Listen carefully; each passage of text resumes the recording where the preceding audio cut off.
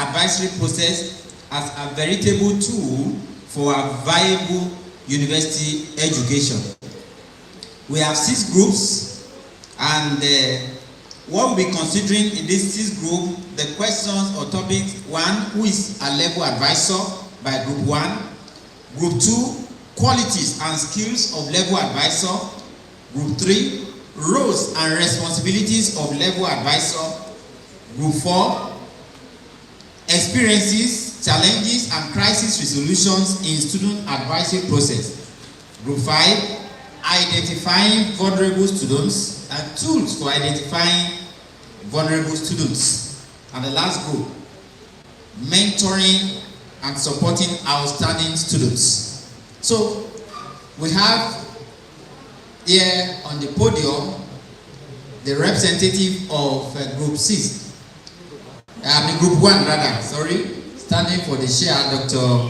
Lawal, and the rapporteur. Please, you have 15 minutes or 10 minutes for your presentation, and then reactions, questions for another 10-15 minutes. We have 25 minutes for the entire presentation per group. Thank you. Thank you very much. I want to welcome each and every one of us into this gathering this afternoon. We are group 1 people, and we are to talk on who is a level advisor. We have learned a lot about these advisors since yesterday. We are going to talk about the characteristics of a level advisor. What are the things we are supposed to possess as a level advisors? We are going to talk about those things that you need to know when you are appointed as a level advisors. Thank you. Thank you very much. Good afternoon, colleagues. Good afternoon, Facilitator. Thank you for the presentation we have been introducing to us yesterday. And at this medium, I congratulate the management and I thank them for organizing this kind of training for us. Yeah, our topic for group 1 is who is a level advisor. A level advisor is someone nominated by the university authority or faculty authority with a assigned role of advising our freshers, the students, appropriately on courses to be registered for. In the university, when fresher comes in, the academic settings in university is different from the experience they had in secondary schools. Now, when they are now coming around, they'll be hearing about ADE 101. They'll be hearing about JSC elective, but this thing are new to them. It is mandatory on the level advisor to bring these students closer and tailor them, help them, advise them, so that they will know the accurate and the actual courses they need to register for. And that is a level advisor. Another thing that we look in the level advisor is to provide accurate and consistent information related to educational progress and career growth. Like these freshers are coming, majority of them just come. They don't have the basic understanding of the courses they entered for. At times, some are not admitted for the actual course they register for. But by virtue of the situation, they change themselves and find themselves in another course. But it is mandatory on the level advisor to bring these people closer, educate them, enlighten them about the new course they are doing or about the course they are admitted for, so that they will now see the importance and the need to triumph in this area. Another area is someone who aligns students to the university policy, guideline, and environment. In the universities, there are guidelines that condone the conduct and the behavior of the students. So that it is this level advisor that will now assist them to explain this thing to them. At times they might have information detailed in the student handbook, but some may not be conversant with the content of the student handbook. But this level advisor will now help majority of these students to really understand and digest what contains in the student handbook. With that, they will be aware of the principles, the policy, and what they need to do and what they are asked not to do. And particularly with the environment, when we talk about academic environment, for example, like this Ilesa campus, there are many things that are available within our community and within our environment here. Like for instance, the dam. Some students might sit down, being a fresh, they might not know the history of the dam. They might not know what dam is contained, but they now find that seeing full of water, and they believe themselves they have been swimming in the hotels, pool, and they will not consider that thing as the same as what we have behind them. So it is legal advisor that will let them know that dam contains dangerous wild animals. So with that information given to them, they will be aware, they will not go astray. A legal advisor is someone that sees to any unsatisfactory reports about the student, such as probation for poor performance, sexual harassment, and so many other things. Like these freshers, they keep a lot of things within themselves. They witness several of these things. But when we make ourselves available, we make ourselves friendly to them, these students will approach us, they will open us, they will open up to us. Even many things they cannot tell their parents. Once they have the confidence in you that you have built through the rapport you have with the student, they will be able to open up everything concerning their, even not only academic affairs, but their personal issue could be also discussed. A level advisor helps the student to evaluate and realize educational career. In fact, this is very, very important area because some students are new in the system. And this system is a very big society where has a lot of things that can distract easily your attention. But some students are even carried away with all those facilities that are exposed to due to the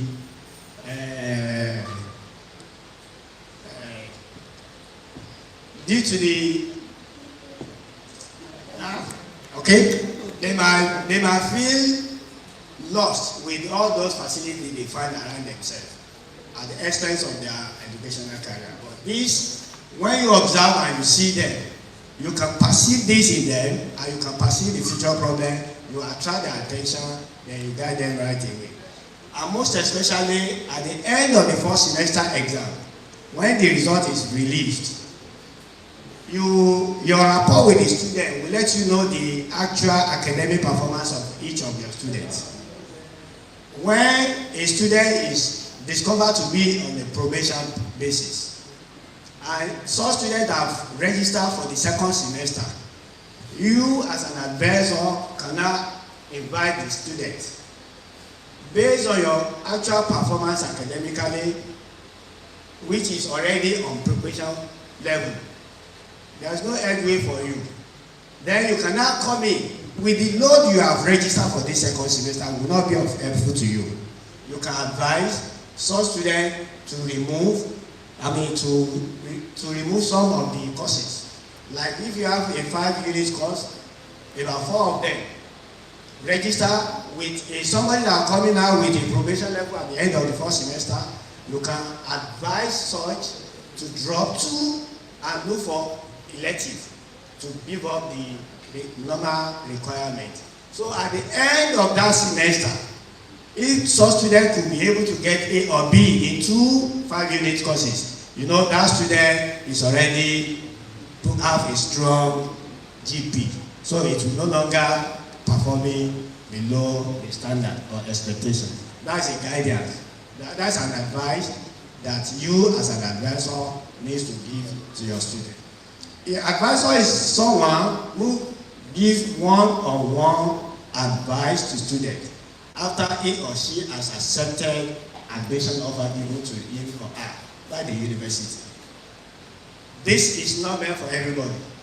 If a student is on rustication, if a student is continuing doubting if to accept the offer or not, or peradventure the student does not accept the offer, it is of no use to advise such candidates. Now from there we go to the characteristics of an advisor. And a level advisor is somebody that have to play a role model to the students. A role model, as we have gotten this since yesterday, let this radiate in you, your behavior as an advisor, so that people will see you to be of worthy emulating.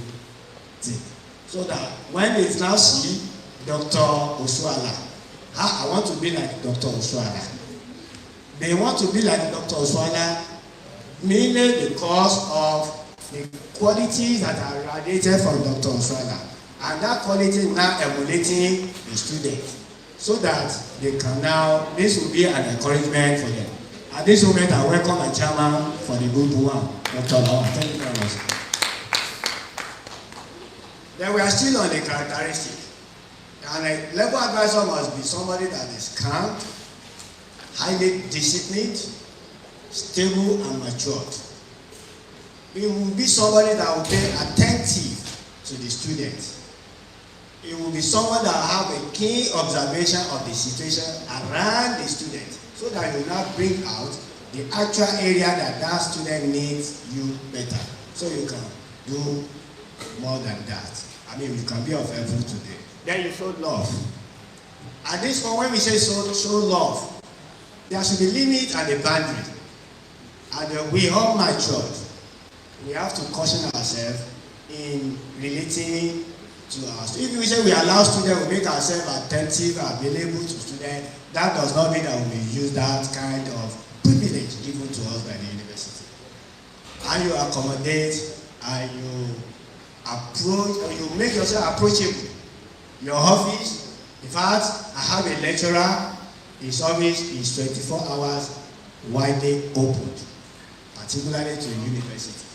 There is one area that I mentioned. Today, I am a benefactor of that level advisor.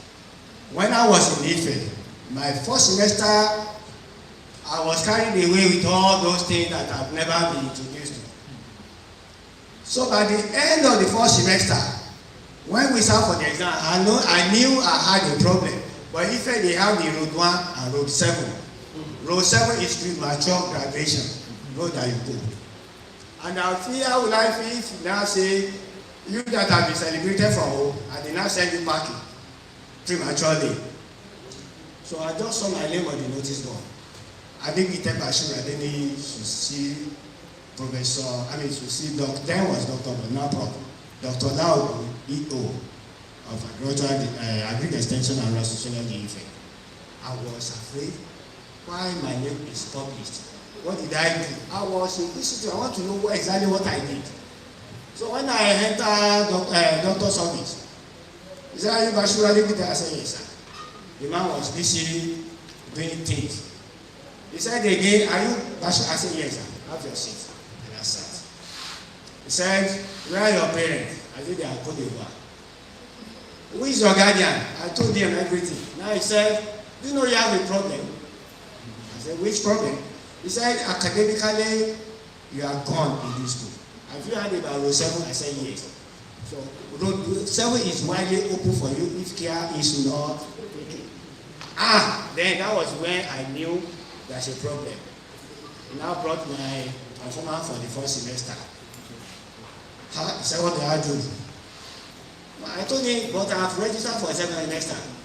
He said, "Drop these so courses and drop these so courses." In fact, that man was the Alpha of Omega that Allah sent to me. Otherwise, I would have shown road 7. Thank you very much. Thank you very much for the presentation. So we want to welcome comments and questions from the group presentation. Once again, shall we applaud the group members shared by Dr. Lawal. Question, please. Comment. Please ask me.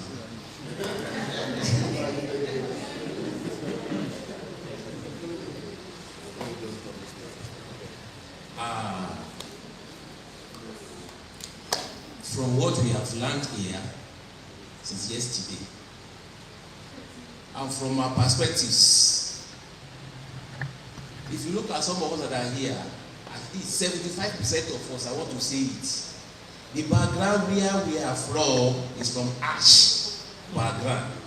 What do I mean by ash background? A background that is the way we were brought up, and such a thing is even reflecting our character here.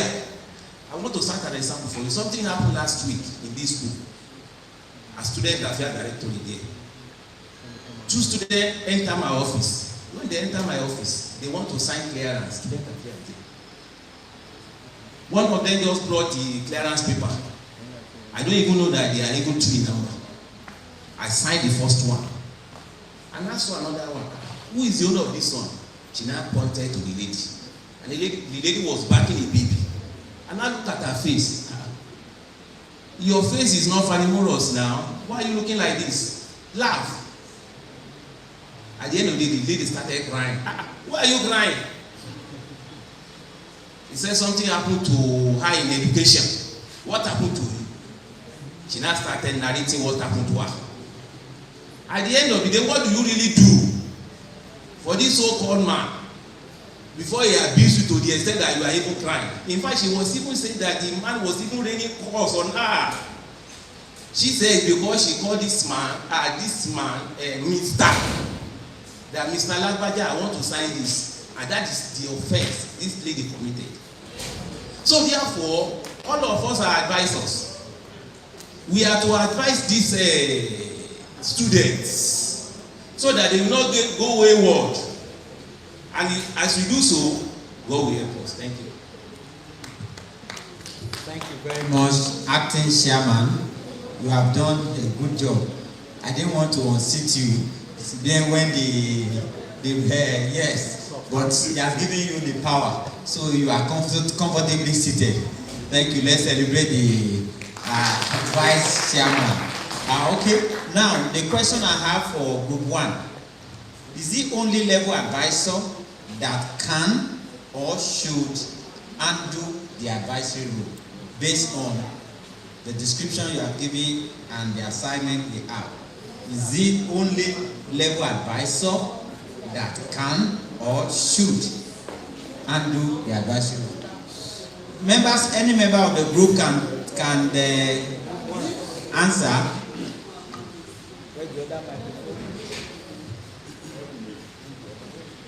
Good afternoon, sir. All staff are expected to serve the role of an advisor.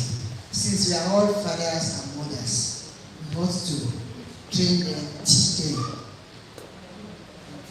Thank you. Any addition? You wanted to? Okay. Let me just say this.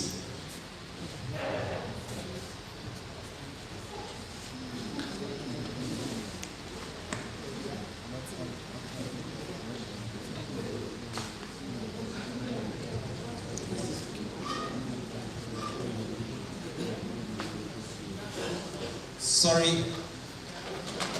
the answer has been, well handled.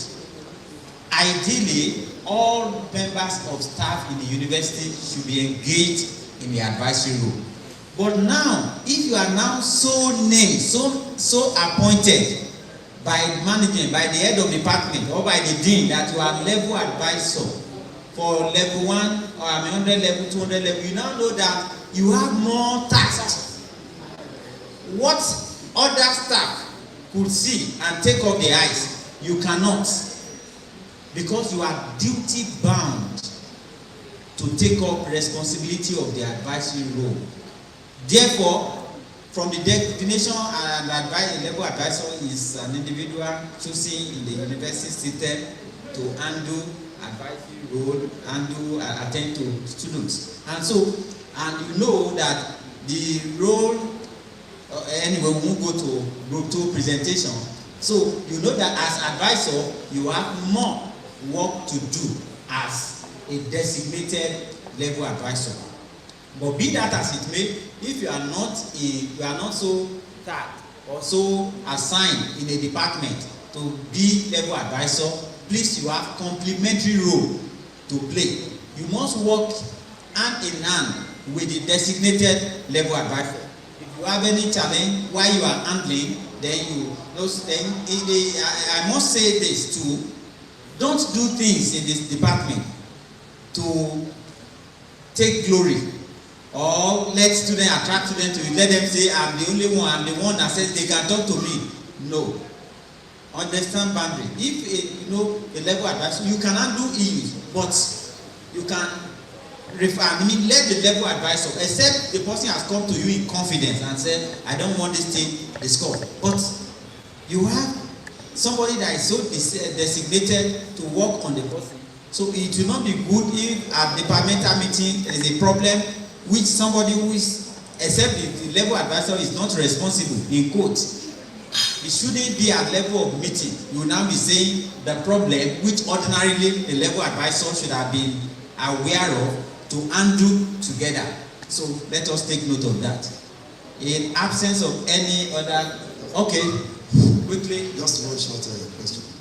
I appreciate group 1, but group 2 is coming in a big way. My question is simple. To every office, there is a limitation. You can't be all in all. You have told us who a level advisor is. What are those things that a level advisor will do that you can say he has trespassed? Like he has abused his office or he has gone out of the way? At what point? Can we reserve that question to group 2? So the group 2 has assignments to tell us role and responsibility. Okay. We have described who a level advisor is. So, and I know Dr. Fagbemi's group is ready to group. Why you want to go for your answer for? Okay, last comment for group 1. It's a question. I want to ask group 1 because the way I'm looking at it, this advisory role is taking I think it's taking another shape. Like Mr. Shekola said the other time, most of us, including myself, I schooled in a very harsh environment where I never heard of any form of advisory role to students. Maybe if we were given I would have been a better person than I am today, maybe. But nobody cares about you. All they were looking for is your downfall. But even when you try to do as if you are making efforts, they will tag you, they will call you a tuno, and some other things. So I want to ask, what is your recommendation? Just give us one recommendation for the university that will help to move the university forward. Thank you. We would like to recommend for the institution that all of us, we should be a good advisor. All of us, there is need for us to go and check that our orientation, the orientation we have in the past, which is very wrong. We can't carry that idea that to this particular institution we are today. In addition, sir, I want to recommend to the management of the school that a program like this should not stop. They should let it continue so that by the time we want to baptize, we call ourselves back to the level. Thank you very much. We want to, because of time, please, so that we don't want to eat deep into the time of the Vice Chancellor when he's coming to address us. But let me just add this, that after the management, after this process, it's not ending here. We do follow up, and that's why the platform created as much as possible It must be interactive to handle issues, anything that can be complex as much as possible to help the system as much as possible. So the one, I'm glad that the management has appointed level advisors. So that is sustained. Then we have, as much as possible by the recommendation, let the level advisor graduate with the students so that from 100 level, 200 level, you know the student better rather than changing act. Then the third recommendation to management is that as much as possible, management should motivate level advisors in terms of remuneration, at least responsibility, thank you sir, responsibility allowance for calls, for data, sometimes to perform at least minimally. That is a good recommendation. Once again, shall we celebrate Group 1 for doing a good job. Thank you, Dr. Lawa, for coordinating well that group. Group 2, come to the hot seat. Let your rapporteur, the chairman, come to the high table. While we have members of Group 2, please be seated. Please start from the front seat. Members of Group 2, start from the front seat so that we know that's the distinguished member of Group 2, the group that challenge other groups. Group 2. So let the chair of Group 2 and the rapporteur. Group 2 seems to be opposite of Group 1 now. Male for the chair, male for the rapporteur. It appears the two of them coming out, they are female. They are females. Okay, it's good though. Okay, let's celebrate them as they are coming forward. Let's celebrate them. Okay, no problem. The making presentation with slide. Let your chair come to the high table, please.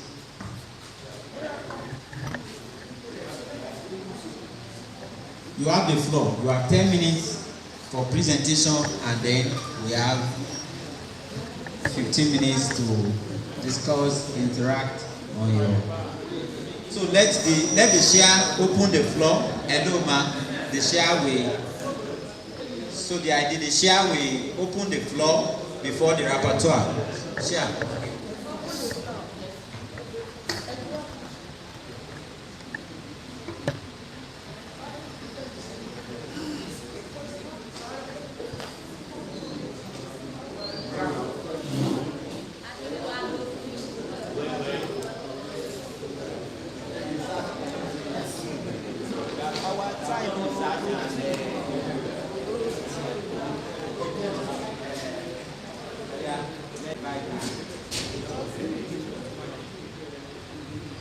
Thank you. Good afternoon once again. I'm the leader of according to our resource person. So we have done a team work in our group, and we came up with our topic is the qualities and the skills of a level advisor.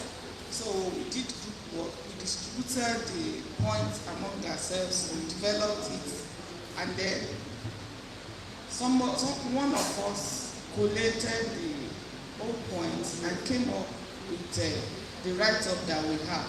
So we have a slide that we project where that our rapporteur, this is Faith Akinola, we used to do the presentation. Thank you for listening. Good afternoon, everybody. Group 2 is made up of 13 members. We are 13 members in the group, and like my chair has said, each person has contributed one thing or the other. They have made up this presentation. So, since yesterday, at least from all we have been hearing, we all know who a level advisor is. And we find out that a level advisor is not just a source of not just a source of information for a student, but a crucial mentor, advocate, facilitator of holistic student development. And we find out that it is different from, it has evolved. This issue of advisory role has evolved. Like when you talk of an advisor in our own days, first degree, all I remember about advisor was at the beginning of the semester when we visit the advisor, he would show us the result of last semester, and he will ask us to work harder. That is auto-diagnosed before we see. So at times, when we talk to our students here, we want to tell them that all these things you are enjoying from us, so, counseling, talking to you, we never had the opportunity. Probably if we had had the opportunity, we would have been better off. So that's why I said, so when I was making my own statement, when he said, the Prof said we should write our expectation, I said to do it a professional way. That is what I'm expecting that I will learn here. So, as a form of introduction, the write-up delves into the key attributes and competencies that define an exemplary student advisor, shedding light on the multifaceted role they play in fostering student process. So from interpersonal skills to a deep understanding of academic structures, a proficient student advisor wears many caps, contributing significantly to the personal and professional growth of their assigned students. So that takes us to the qualities of a level advisor. We said number one, a level advisor should be knowledgeable and skillful, because what you don't have, you can't give. He has to be knowledgeable, because there are many information that the students will require that they need to know. So an advisor should be knowledgeable about the academic requirements, courses, and potential career paths. Like it is necessary for an advisor to let his advisee know the implication of not working hard, encouraging right from day one, telling like my secondary school French teacher, the man that taught me French, said, if you are going to fail, first day of the term when we resume or the session, we'll tell you, WAEC will not know that. You may be the best footballer in this school. WAEC will not know that if you are going to make F9 parallel, you will start today. So, because of that, I always tell my students that if you want to be a first-class candidate, it's something you must start from day one, and I will expatiate on that. So, while knowledge refers to familiarity with factual information, an advisor as a skillful person refers to the ability to apply knowledge to specific situations. Then, an advisor must be accessible and supportive. A good academic advisor must be accessible.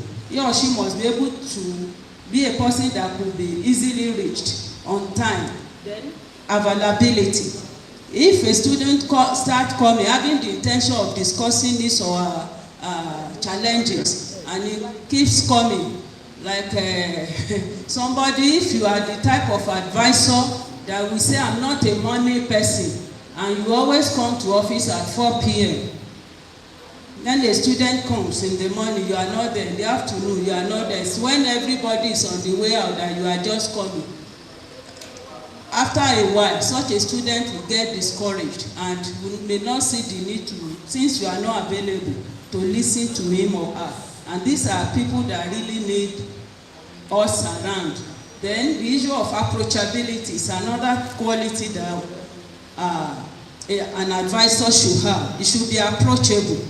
It should not be somebody that is touchy.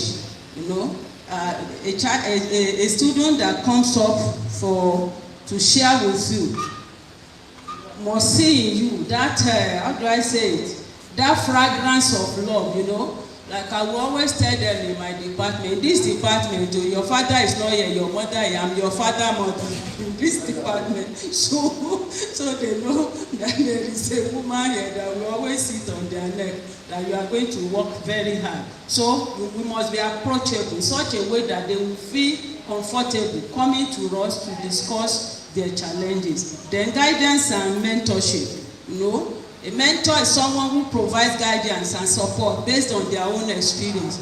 I want to cite an example here, and thank God the person happens to be on seat here. As little as an assignment was, I was called upon in the SY college. I belong to a committee, protocol committee. And the chairman said, Faith, you are going to read the citation of so and so person.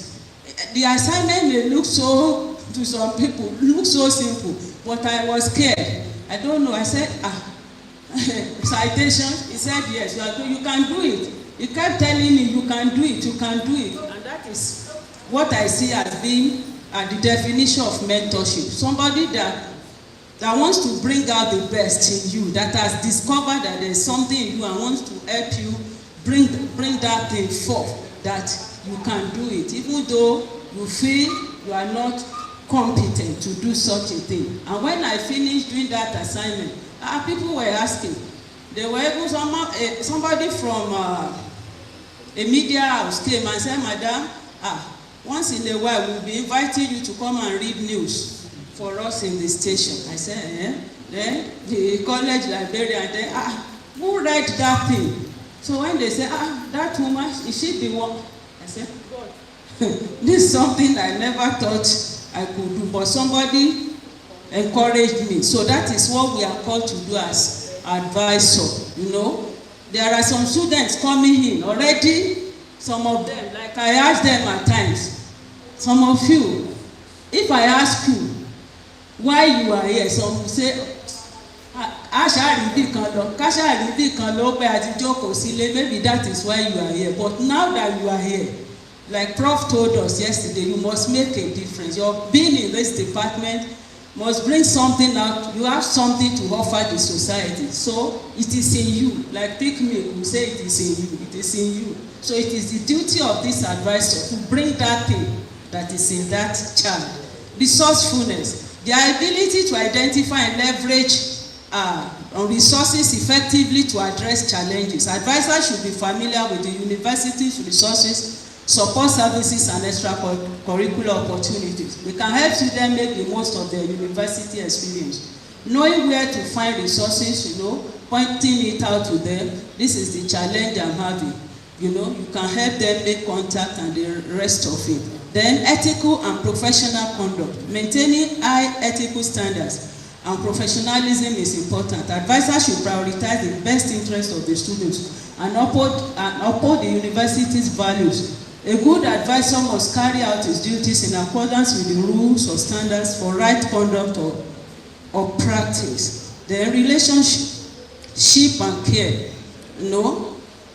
We are to relate with these students, cultivating a relationship with them. Like we have been told, there is a limit. But at the same time, within the ambit of the law, like one of my senior colleagues will tell us, make sure whatever you are doing is within the ambit of the law. Within the ambit, as much as you are permitted, the law permits you. You want to relate with them, to assist them so that they can deliver. So a level advisor should care about the advisee by establishing a genuine, open relationship, show interest, involved in the advisee's life. I want to cite an example. Something happened sometimes. I was in the class, I was teaching. There was this particular lady. She was morose, the way she sat down. So when I finished, her name happens to be Joy. So I now said, Joy, your name is Joy, but your face is not reflecting your name. I said, why are you so sad? What's happening? He said, Mommy, see, I'm having stomach problem. I said, what is the problem? So I started, asking her questions. I said, what did you, because it was an early morning lecture. So I wonder why she should be having stomach. I said, what did you eat this morning? He said he has not eaten. What did you eat yesterday night? Because I thought she ate beans. I said, did you eat beans late yesterday? And I said, no. What in the afternoon, what did you eat? He said, I said, did you take gari? He said, gari, long. Did you eat beans? He said, beans, long. By the time I delved into this matter, I found out that she didn't eat for the past 3 days. So I said, what? So I had no choice. I had to be bringing food stuff from home for this guy. So I wonder, this person, how will she cope with this type of a predicament? So we have many of them. We have many of them like that.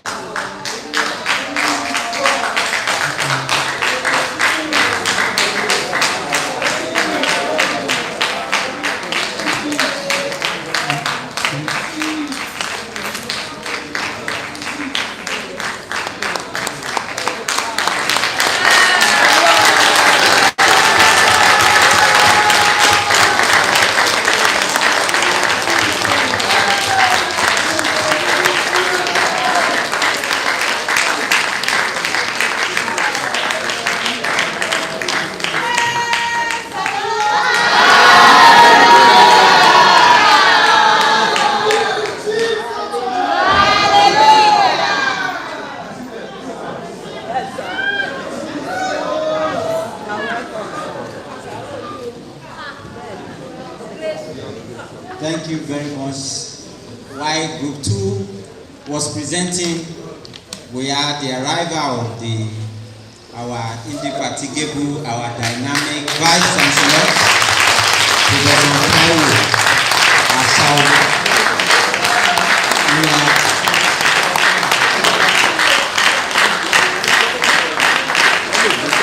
It's the importance he attached to this program. That's why, despite the health challenge, we consider this program important that official. We want to congratulate him and thank God for God's intervention. So you're welcome, sir. We are happy to have you around. So Group 2, begin to round up. Yes, sir. Cultural competence and cultural fit. Here we are talking about the ability of the level advisor to take note of the cultural diversity. The students that will be coming to you may differ in religion, in culture, tribe, whatever. An advisor must not be biased. You should be able to give every advisee a level playing ground, so that they will be able to perform. Then when it comes to skills that is expected of an advisor, we consider communication skill. Much has been said this morning by our erudite doctor this morning about communication skills, and I don't think I need to spend much time on that. But then active listening. An advisor must be an active listener. Ability to listen, and the Bible says God has spoken once, twice have I heard. So God gave us 1 mouth and 2 ears so that we can listen. Yes, sir. Thank you, sir. I'm winding up. So problem solving skills, skill of empathy, your ability to empathize with your advisee, organizational skills, tech savvy. That is proficiency in using technology such as advising software, email, online platform. You have to encourage your students to be able to do this, and you must be a good motivator. So you need a motivational skill and time management. Thank you very much. Thank you. Let's celebrate Group 2. That was the group that challenged other groups, and they are presented very well. It really showed in their preparation. So we want to ask questions or comments for the group. While welcoming the management team, we have the registrar, we have the bossa in our midst. You are most welcome, sirs. Thank you very much for your presence here today. Yes. Introduce yourself. Thank you, sir. My seniors in the house. My name is Taiwo Adenegan, Faculty of Law in Ilesa. There's a saying in law that a delegate cannot assign somebody else to do the task assigned to him or her to do. So I want to be sure, although we've learned that we can make referrals, you can refer your student to somebody else in case of expertise required, but I want to be very sure, as a level advisor, do you have that power to delegate your duty to someone else? Like, I'm not around to go and see so person. Even though it's your duty, it's what you can do, it's what you can handle. But I'm not around. Go and see so person. Is it allowed? Can I do it as a level advisor? You see, when lawyers ask questions, that's the problem.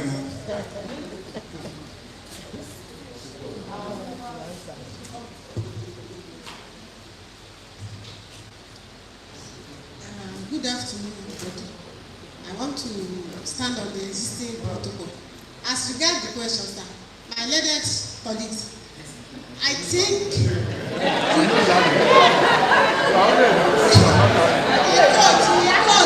in court, it's my learned colleagues in court. I think you can delegate your duty, but you cannot delegate your authority.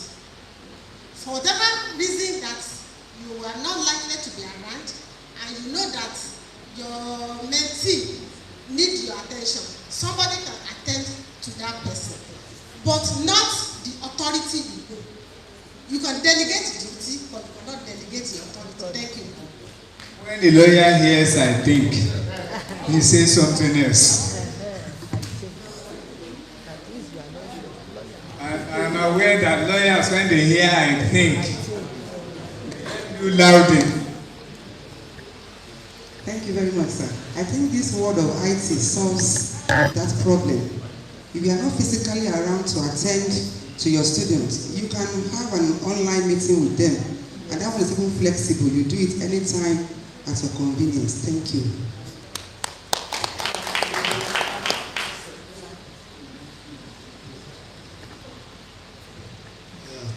Good afternoon, everybody. Respond to the question on the table. What the learned, I don't want to call you my colleague now. I want to believe the principle you are trying to, to probe is that of delegatus non poter delegare. I think you understand me. If you have been delegated an authority, you cannot sub-delegate. And if you so choose to sub-delegate, the responsibility still lies on you. So that whatever happens to you is going to be your own problem. It will not be sufficient defense at a court of law to say, so I delegated. He should be held responsible. It is convenient for you, that was why you delegated, but the responsibility lies on you. Thank you. A better round of applause for my learned Chancellor. Well, thank you very much, sir. That was exactly what I was going to say, but the thing difference is referral is not the same as what we are talking about. Referral is part of your responsibility. You still monitor even after referring. But when you are given the responsibility, you are not supposed to give it to another person. And if you have to, then you have to take permission. The person who delegated something to you knows why he's giving you that authority. So if you cannot do it, you tell him, so he delegates another person. Thank you.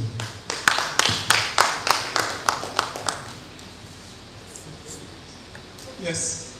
Any other question? That I need to advise a student who happens to be to belong to my own set. That person happens to be a Muslim and she wears full hijab, black. So at a time I had to ask questions. I asked from KK, the former chief imam. I asked from Mrs. Oyilola that when the weather is hot, the people in sciences will tell us that black color do attract heat. That how healthy is it? That is it only black hijab that must be worn? Can't they wear during dry season, hot season? Can't they wear? You know that one is so, yes, because it did not absorb too much heat. So it was Mrs. Oyilola that was able to bail me out, at least to let that person know the reason for the question, that it is not out of bias, but the head-wise. Thank you very much for that presentation for Group 2. Let's celebrate Group 2. Let's celebrate Group 2. Thank you very much, Group 2 members. We want to take a break from the group presentation and have the presentation by the Vice Chancellor. I told you yesterday, in whetting your appetite, that the Vice Chancellor will give you personal experiences and testimonies of the importance of mentoring students, both vulnerable students, both indigent students, including outstanding students, as much as possible. And so looking at what we are considering in this workshop, Sustainable Student Advisory Process, as a veritable tool for a viable university education. University of Ilesa can make a niche for itself through quality advisory process. And the management will be very glad to see that all we've been discussing yesterday, we put them to practice. And of course, it's going to sell the university. From the wordings of our university anthem, you are the ones to make it happen. No other person. So assuming that advisory role or level advisor, from Group 1 presentation, we have all agreed that whether you are formally assigned as level advisor or not, all of us are advisors. Was that agreed? Yes. So you know that you have a complementary role to play, whether from the bursary, whether from the health center, whether from the library or whatever. We have to work in synergy to make sure we provide, we graduate students that can really be ambassadors for the university. So on that note, we want to have a wonderful session with the Vice Chancellor who will be treating us on support systems and meeting the needs of vulnerable students. I've listened to him speak on these concepts with rich experiences, and I have to plead with him that I wish he uses his experience to, and also this is his jurisdiction, to challenge his staff. And I tell you, you are not only doing it for the university, you are doing it for yourself. And that was what one of the presentations the keynote speaker said yesterday. You are going to reap your fruit of labor in mentoring, in supporting whether vulnerable student, whether indigent student, or what have you. So on that note, please ICT, are you set with the slide? With standing ovation. Let me, while it's getting set the slide, let me allow the DSA, who is very quiet, is this spoken person, to do the introduction. Shall we please give ourselves a round of applause? I want to use this opportunity to introduce my very wonderful Oga formally, the Pioneer Vice Chancellor, University of Ilesa, Professor Taiwo Asaolu, FCAQ. A standing ovation from our VC, please. If you are not clapping, you are wrong. Listen to me, don't listen to Oga. Keep clapping. That is the power of the microphone. Please clapping, please.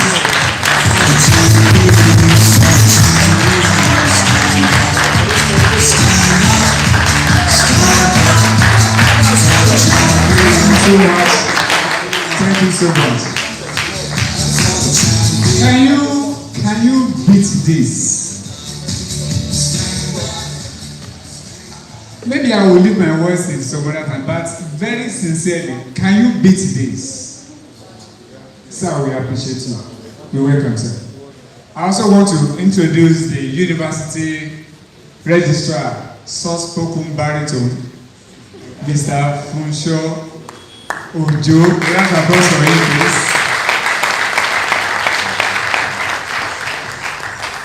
And to a side, we have our guy here.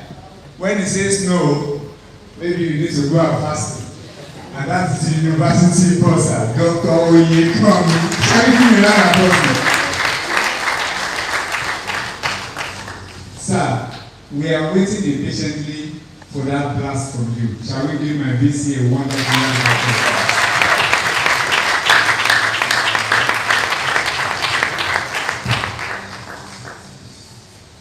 Good afternoon, everybody. You permit me to sit while I am I would have loved to stand, but then the situation speaks for itself. So please kindly permit me to sit in a psychedelic way. Because this type of sitting is not common. To sit and raise one leg, it is a privilege. We thank God. And we thank God for how far He has taken us and to where He is taking us. I think I understand. We thank God that it is not more than this. Because when you say accident, you cannot pigeonhole accident. You can take any definition or any form. But thank God we are not observing a minute silence.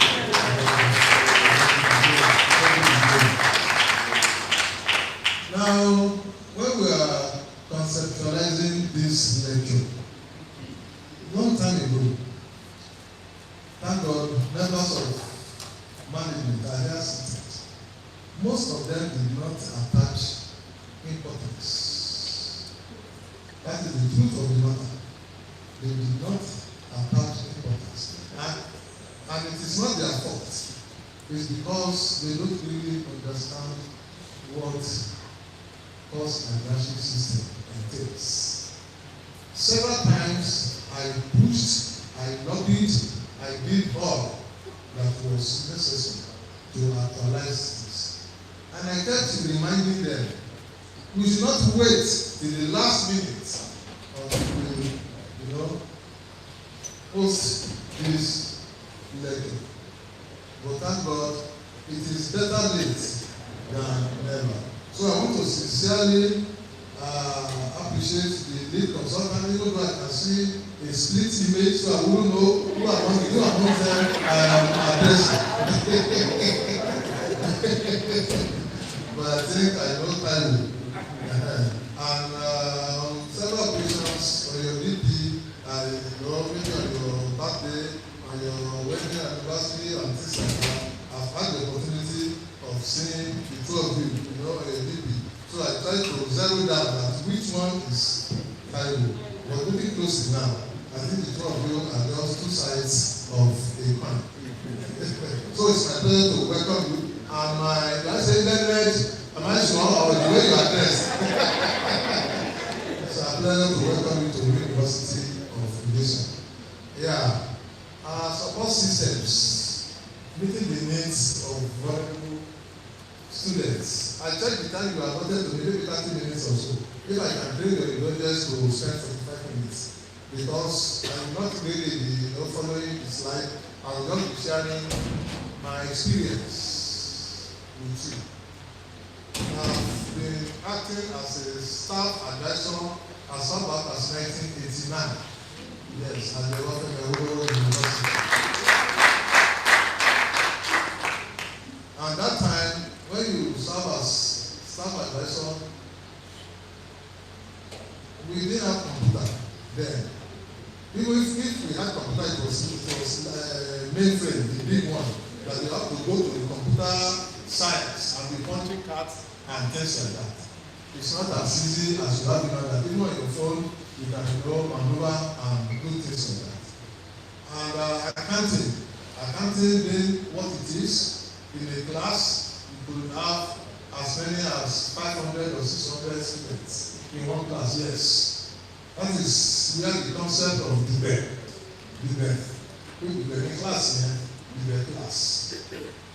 But then, one of the things I'm going to talk about in my lecture is the fact that no matter the number of students in my class, no matter, even if you are 1 million, I will know your name, know your surname, your middle name, your first name, and your registration number. Wow. Yes, no matter the number, I will know all of you, and I will know your friends. Yes, I will know your sample. So that anytime you are not in class, I will just say, Folake Abudiore, 920046, where are you in this class? Yes. And you have not called the friend. Olayinka Jesudowo, where is your friend? I will call Olayinka Jesudowo, 82, so.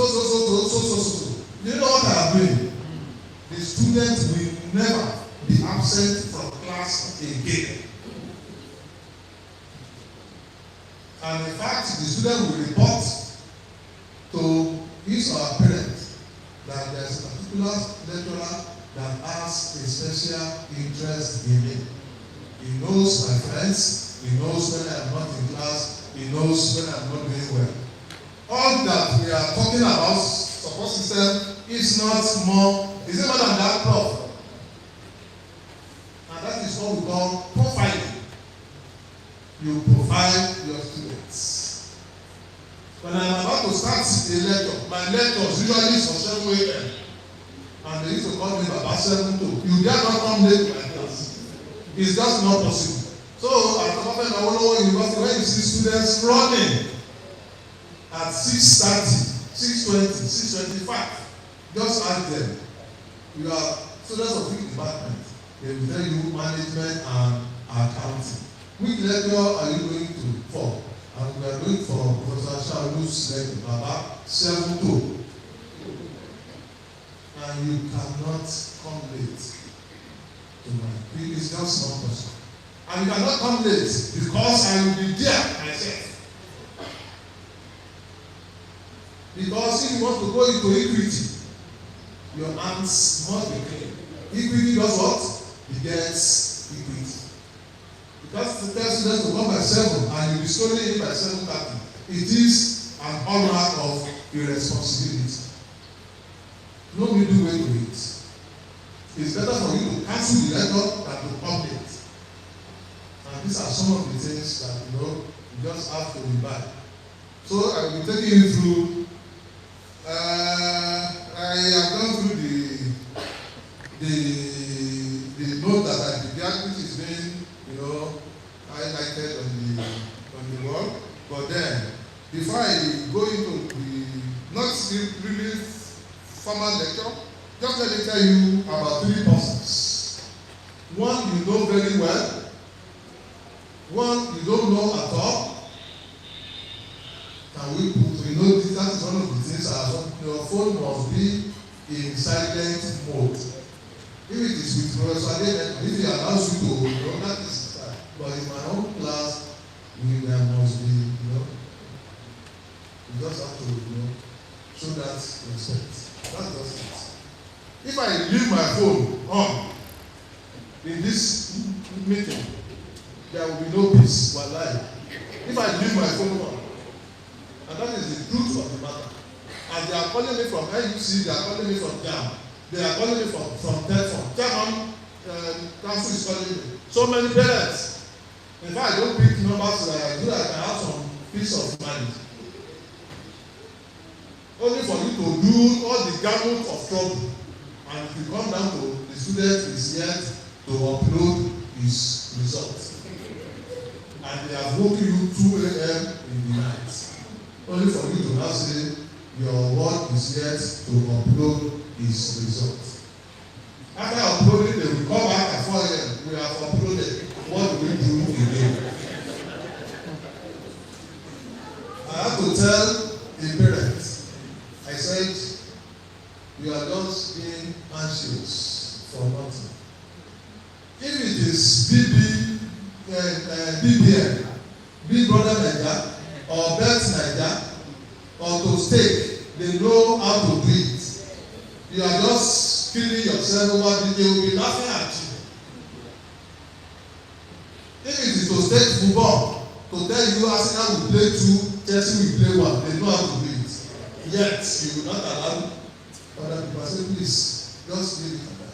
No, now what I'm saying, I want to tell us about 3 personalities. 2 of them, one you know very well, one you don't know at all, one you might have had the name. Professor Adenigan, that used to come here to, Professor Adenigan was my student. I think he told us in this hall before. He was my student. He came for Masters in Business Administration at the Aremu University in 1990. Yes. And I taught his class. Now he had a masters from Unilag, but Obafemi Awolowo does not take Unilag masters for PhDs straight. They will say it's not by research. So after I taught him, myself, I needed to go for PhD. But with MBA, he was first of all do MPhil. He himself, after his MBA and his MSc from Lagos, they had to come into MPhil class. So himself and I were the only 2 candidates in the MPhil class. And I taught him before. And he used to know this Lagos life. Somebody had taught before. We just say so Taiwo, but we let them start telling me the Taiwo. And I think what he called, why you calling me Taiwo? So I didn't want to be his friend. Sincerely speaking, yes, I didn't want to be his friend. And each time he came around, he was always coming with one big vehicle or the other. One day, one vehicle. One day, one vehicle. One day. So I just didn't like his thoughts. You know, if you are being oppressed and you cannot smash the oppressor, it's either you avoid the person. So I just did it, but coincidentally we are just 2 in the class. So you will still ask me, so when is our next lecture? I said I don't know our next check the timetable for the next lecture. Are you asking me for the next lecture? I don't know. Check timetable for me. So it went on like that.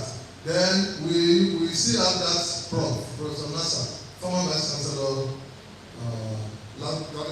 University. So the man was telling me that there is somebody in that our postgraduate class. He looks like you, he talks like you, and he wants the 2 of you to become friends. I said, who? He mentioned this. I said, God forbid, but that would be my friend. The same thing, the man was telling Professor Adenigan that there is this guy, I want the 2 of you to, he didn't mind being my friend because he needed me. So he didn't mind, so he was not making overtures to me. Let's become friends, but I know I couldn't play skin. So I don't really, it's like a man toasting a woman, and the woman is proving difficult. Now I needed to do an assignment in Lagos. I'm from Lagos to Ghana. The assignment in Lagos entailed, carrying scripts from Ife and question papers and administer it in Lagos, collect the scripts, come back to Ife.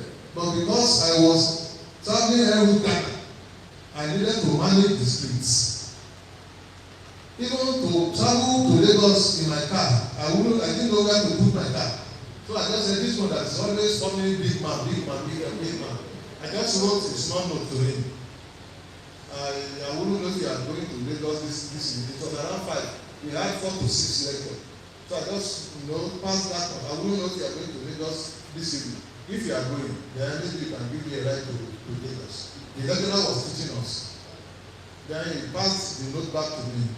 I have already given money to somebody to prepare soup. I have already made arrangements on how to stay the weekend. But because you have made this request, I will cancel everything and take you to Lagos. Yes.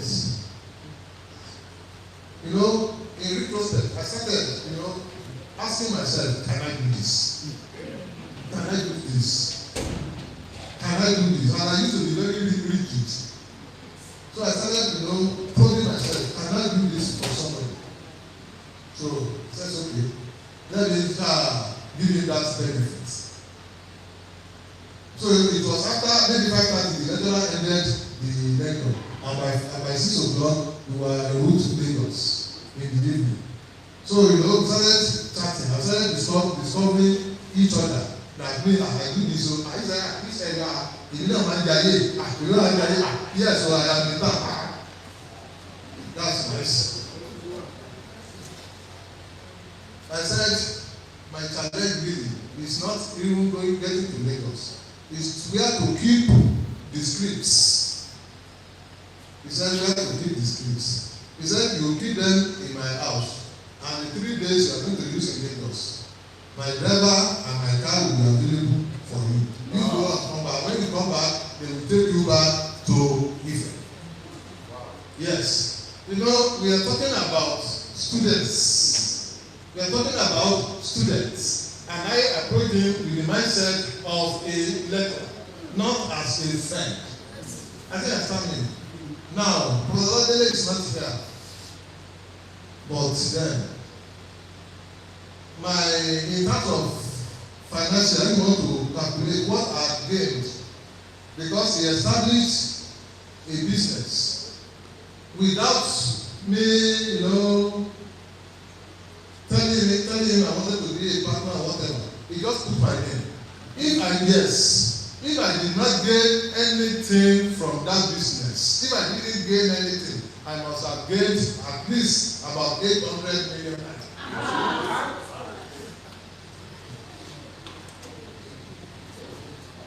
I must have, in fact, I am just being modest. I must have gained at least, and the 800 million I'm talking about is not in today's time. Yes. It's not in today's time. So much that we now grew and almost became twins, and people couldn't tell us apart. My students will see him and they will be addressing him, believing that I am the one they are assuming. They will see me and be telling me about him and things like that. He got so deep that his own dad now asked me, I hope I have not met your mom before.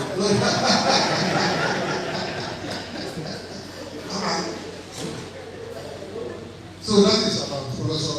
Let me talk about this person. This one you don't know her. Professor Florence Olubume of Seminary.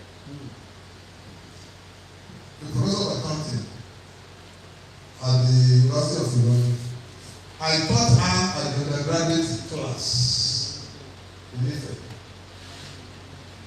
Then, when I went to University of Ilorin as a part-time lecturer, I met her here.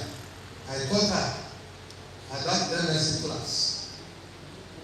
Then for her PhD, the VC Ilorin said, I only wanted Professor Nasa and Professor Asaolu to teach my PhD class. So I taught her at the PhD class and she was my PhD student. Now around that time, 2010, excuse me.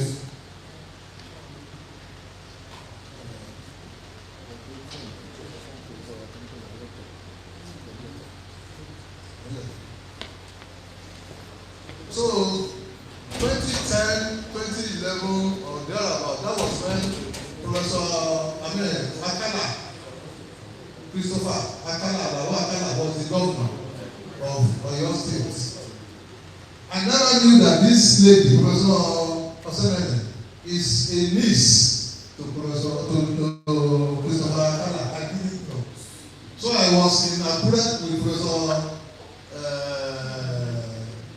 Jide Oladele on a Sunday. I just received Professor Sonane's call. He said, Oga, Kumbolewa, Monimowa,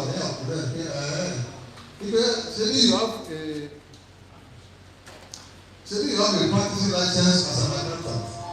Bluetooth connected. Line in.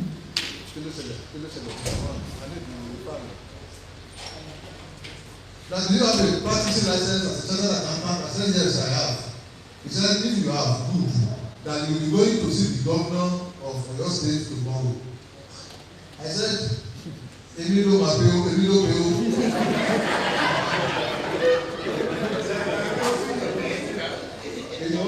What is my business with, with governor? I said, Emilio Mateo. And he said, she knew that that's not Prof. Asaolu. I said, yes. He said, yes. You are going to see the governor tomorrow. I said, for what? He said, when I get there, the governor will be explaining to me. So, yes. So I left Akure that evening for Ilesa, to make the learning shorter. Now, when I got to, can you hear my voice? Yes. When I got to Ibadan, because I wasn't so sure if truly I was the person they really wanted to see, and if truly it was the governor that I should see. So when I got to Secretariat in Ibadan, I parked my car very far away so that should there be a need to say arrest him. I believe I could, I'll snap them and run away. So I parked at a far distance. So I went to the governor's office. When I got to the governor's office, the person I met there said yes. I said, good morning. He said, good morning. He said, yes, what can I do for you? I said, I want to see the governor. He said, the governor or the chief of staff? I said, yeah, I want to see the chief of staff. Because I wasn't sure I am qualified to see the governor. So I said, chief of staff. So the chief of staff came down. They now told me that this man would like to see you. He said, is that Prof. Asaolu? How you got to know my name? I didn't know. Now, definitely, the governor had already installed a CCTV camera or something like that. And was, so he invited me. That's the following to the governor's office. And I went there. I met the governor. Christopher Laura Akala. I said, Prof, how are you? This and that. He said, we are going to audit the account of Polytechnic Ibadan. It has a branch in Erua. This teaching hospital in Osogbo, it used to be Lautech teaching hospital, but belong to both Oyo and Osun. That one, and College of Education, Oyo. I have been paying practicing license fee. I think we understand what I'm talking about. I have been paying practicing license fee without necessarily getting a job. Yes. And see how the job came. So he said, as you submit my bill, you are blocking somebody. He said, when I decided to go and see the SSD, when I went to the SSD's office, they requested for my bill. When I told the SSD what I wanted to do, he said, is this your first time of working for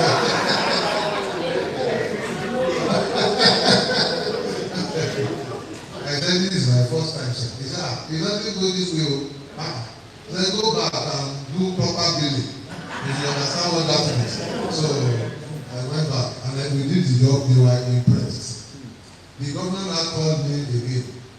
He said, federal government has been owing on your state.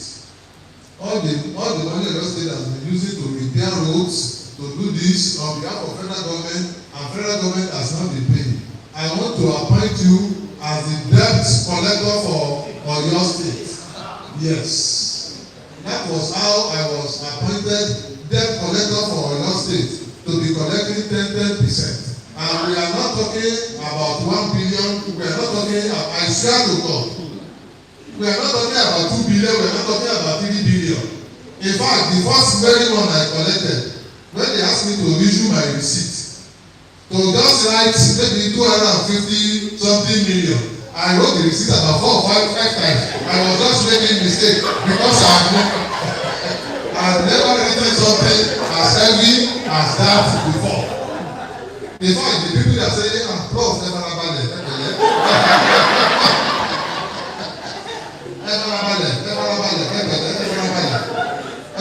Sit down. Because it was just doing me like I was in a dream. That's it's longer than that, but let me just leave it like that. Now the third person I want to mention before I go to my lectures is Zacchaeus Adenegan. You may not know him, but you know him. He is the chairman, Federal Inland Revenue Service, FIRS. Before his appointment, he was the special advisor to the president on revenue. Yes, and the executive chairman of Nigeria National Sugar Company. He was my student. May and November. That's why students normally write ICANN. So the brilliant ones, we don't normally expect to see them in class. And he is a very brilliant person. So that particular diet, I saw Zacchaeus in class. Zacchaeus, what are you doing? Why are you not in Ilesa to write ICANN? He said he didn't have money. How much? He said maybe 35,000 naira. Wow. And by then, as a senior lecturer, my salary maybe was about 50,000 or so. I said, don't worry, next diet, come and meet me. So next diet, he came, and next diet is here. I just wrote a check, post-dated check. Of course, as a lecturer, you cannot have savings. So I wrote post-dated check of my, out of the 50,000 that we come here, I said, I wrote 35,000, that add this 35,000. Go and write the exam. He wrote the exam and passed the exam at first attempt. But I didn't see him again for almost 10 years. Yes. So when we went to Lagos on an assignment, my colleagues I went together said, Zacchaeus came over and he said, all the lecturers that came to Lagos, they should meet him at Sheraton. I said, not even the HOD, I was the HOD there. Not even the HOD and 1 or 2 persons. They said all the lecturers. I said, it's okay. You can go. I don't want to go and face any embarrassment. I can't wash plates in Sheraton. You go. So they went. It was a Saturday. And the event we went Thursday continued the next day on Sunday. So when we met on Sunday, I asked them, how was your, talking with that type of, how was your Sheraton? He said, Sheraton, I not putting you. I thought they arrested them, I was expecting. They said, Zacchaeus, you say, Gugu Walishe, how? They said they ate and they packed food away.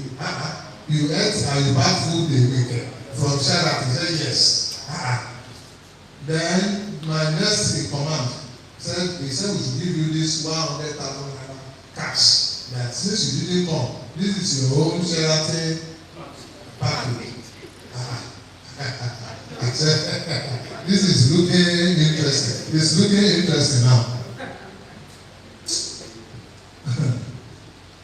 When I was in this hospital, there's no need to tell you lies or to embellish anything.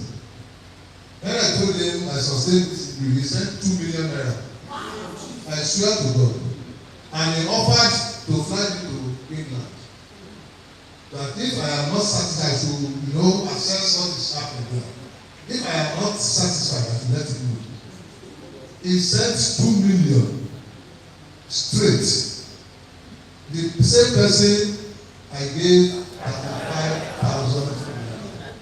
I am sharing this experience with you. Write your own story. Write your own story.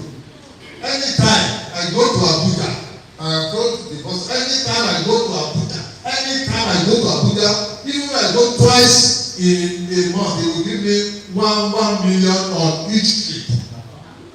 And I stay at Transport Hilton.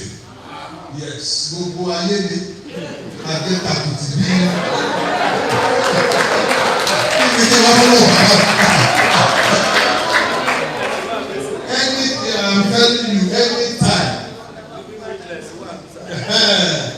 we have he has done with me before even Alhaji must have said something close to that and his driver will be at the airport yes the driver will be at the airport and once I get to Abuja the driver will not go again until I leave Abuja anywhere I want to go they will be there anywhere they will be there driver and the vehicle will be there 24/7 just because I sold a seed of 35,000 naira. Now let me be taking you through this lecture. We are talking about vulnerable students. But the truth of the matter is that we are a vulnerable people. All of us, we are vulnerable. It's because we have not probed deep. I can keep us.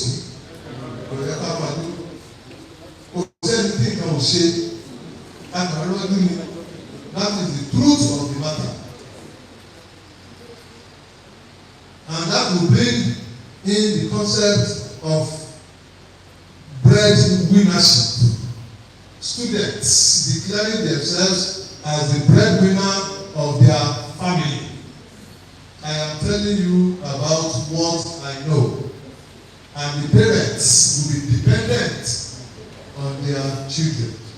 Ayé àtijọ́ àṣìpá òwe ní pé kò lè burú títí kí bàbá ló di ọwọ́ ọmọ tó wà ní ọ̀run. Ọmọ ní láti lọ sọ́sọ́run náà. Ayé ni. Yes, the father is retired, the mother is retired, pension not assessed, everything prices skyrocketed, things have gone haywire. Therefore, if you see young girls doing what is not okay, the parents will now have the guts to say what you are doing is not right. Because he who holds the economic power holds or controls the political power. Yes, if you talk too much, the child may withdraw the support. Yes. And I have seen instances where a parent called his son that can't you see your mate doing yahoo. What do you need? What support do you need? If you need a system, I will buy for you. You must do yahoo and you must get on. You must make it. So when you talk about vulnerability, is it peculiar to only students? No. It cuts across everybody. And in fact, we are all vulnerable. Now, we talk about studentship. Who is a student? You will have said somebody who applied to do medicine, to do clinic. No, we are all students of life. Is it not part of the life lessons? Is it not part of the life lessons? Yes. Ẹni ìjàmbá ló pèrè ẹ̀ lọ́kùnrin. Yes. Ọlọ́run máa gbé ìgbà tó máa gbẹ̀ ní ìyẹ̀wò àgbẹ̀ sínú báyìí. I think you understand me. We are all students in this life. So that our very lessons are kọjá ẹ̀mí wa. That's the prayer. I think you understand me.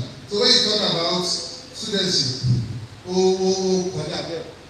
it's much more than that. You can have regular students. As we are here, we are a regular student. Because this can be controlled. This environment can be controlled. Is that not so? Yes. So we are a regular students. We have what is called apprenticeship.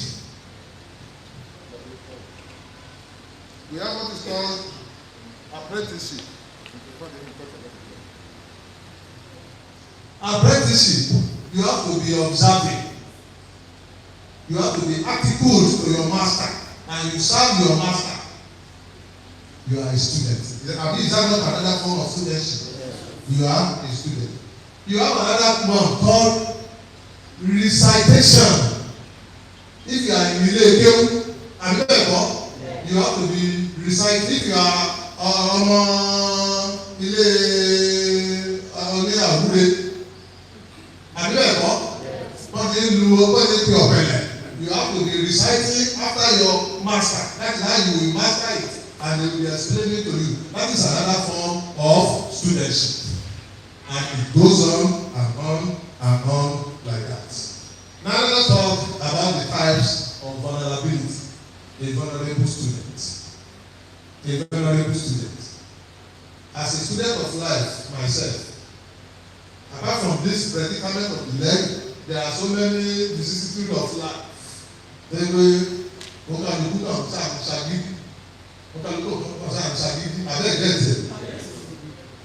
went to Bami, everybody wanted to help me. So, if you assisted me here, to back go to my first talk, to my first from our assist me. I met the chief man, I met him on the way. He was almost going away, and the bag is very cool. And out of pity, he accompanied me back to this place. But this time he wanted to assist me. I told him, don't worry. Don't worry.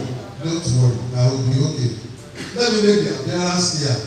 Èèyàn tó kí mi lé ní tí nǹkan mi ò bá sílẹ̀ fẹ́ fẹ́ tó wá kí mi lọ́la náà. Èèyàn tó ya píkọ̀ mi lé ní tí nǹkan mi ò bá sílẹ̀ tó yẹ kó tó ya kámẹ́rà sàkóso tó tó ya píkọ̀ mi lọ́la náà. Àpè àbẹ̀lẹ́bẹ̀ ní ìbẹ̀lẹ́bẹ̀ tí ẹ bá bẹ̀ ẹ́ ní. I think I started. So, just take it as life. But when you talk about typical students who are vulnerable, then think about students who are forced to read a course of study against their will. Let me just do this for my parents. It's not because I want to be a medical doctor. What I want is to be a musician or a police officer. And you know how parents detest police, police officer. So they bring their custom, or better, why police? I think that's happening. Or you have to be a medical doctor. Even when they have not been offered admission, they are started addressing as a doctor. When they are not been offered admission, they are started addressing as barrister.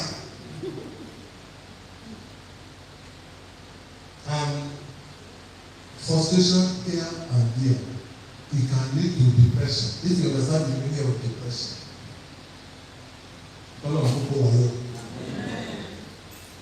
Physically challenged. When you talk about physical challenge, is beyond all these things we are talking about.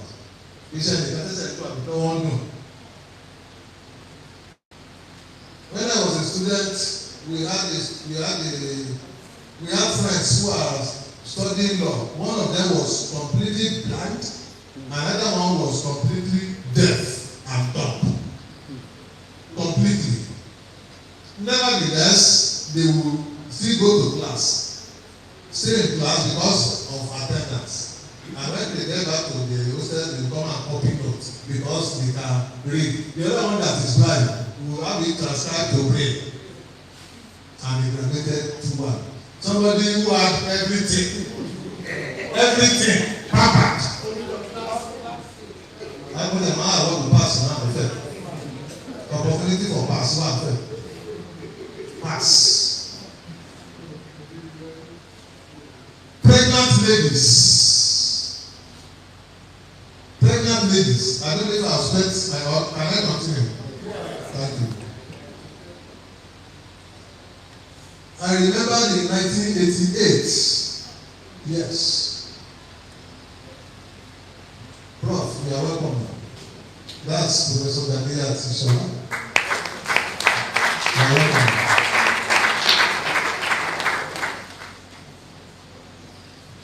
She must have been surprised to see me in this over there.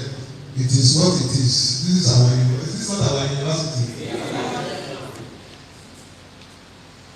It was 1988. My wife gave birth. Yes, 1988. Some of you are looking at 1988, yes. My wife gave birth to her first child, and she was a student. And she missed the main examination. She had to go for receipt. They were still doing receipt before. Then, but they were really, and there's a receipt. Almighty, go and let this. Cost system, I wanted to say. So she came to class with the baby. Maybe 2 of them came for receipt. And the lecturer just came in. He said, you are here with your baby. What's the baby's name? She mentioned it. Are you prepared for this exam? He said, well, I will just do whatever I can. The lecturer, who later became the vice chancellor, I will not mention his name. He just saw one of the technologists there. He said, assist her to set up all the particles and make sure she's okay. Since that day, my disposition to students changed. Since that day, my disposition to students changed. Somebody who didn't know my wife, just because she was carrying a baby, just said, assist her, make sure she's okay. The man, the lecturer later became the vice chancellor of the university. And here we are, with nothing, and we'll be funny that we are something, making life difficult for everybody. But truth is, whatever you sow, is as simple as that. Whatever you sow, that you reap. In fact, you don't reap the same pattern of what you sow. You reap bountifully. So if you sow wheat, expect a 1 year. So please, sow goodness, sow mercy. I'm not saying compromise, but be good. I'm not saying mothers. I have seen these dances where the lecturers will declare, I don't want to see any child in this class. Take your child out. Would you marry? Would you shall? But we're talking about support system. Do we have a crèche? I've seen instances where the lecturer in charge decided to back the baby to make the students comfortable. For some of us, it's as if we are taking Colorado. Just be backing. What is the meaning of this? They are the one that impregnated you and this and that. Just be talking nonsense. We have to watch it. We have to watch it. Menstruating ladies to write the same exams with ladies that are not menstruating and men. Can they be in the same frame of mind? And they will be judged the same. So you can see the imbalance. You can see the imbalance. And when the lady approaches you, excuse her, in my period. Rather than assist, it is how to see the period that will be your I know what I am talking about. There is nothing I have not seen in academics. I know what I am talking about. I don't doubt it. There is nothing I have not seen in academics. A colleague, a younger colleague, I called him as the dean of the faculty of administration of Taiwo University. I said, students came to complain about you, that you are harassing them. Watch it. Immediately he left my office, he went for the girl. He said, maybe you went to report it to the king. You have not seen anything. He ran away from Ife without taking his shirt when he was implicated. Yes. It would have been better if he had listened to what the Spirit is telling the congregation. To read destruction, no one follow agidi àti kí ẹ máa wá destruction, and I wonder, and many like that, and so many like that. The chairman of governing council, they speak to the vice chancellor. I have a PhD in computer science. You cannot say computer is not one of the courses they are offering. The chairman of our governing council now asked me, but you said you know this man in Ife. He must be your colleague in Ife. He said it's my colleague. Approach him now.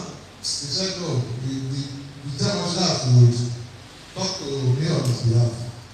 And just our chairman, he called me. And me, do you know this guy? This. I said they are looking for him in Ife. Yes. They are looking for him. Is he around now? Say, but you know, sir. But they are looking for him for sexual harassment and plagiarism. Yes. I said we cannot have him in the nation. It's not possible. It's not possible.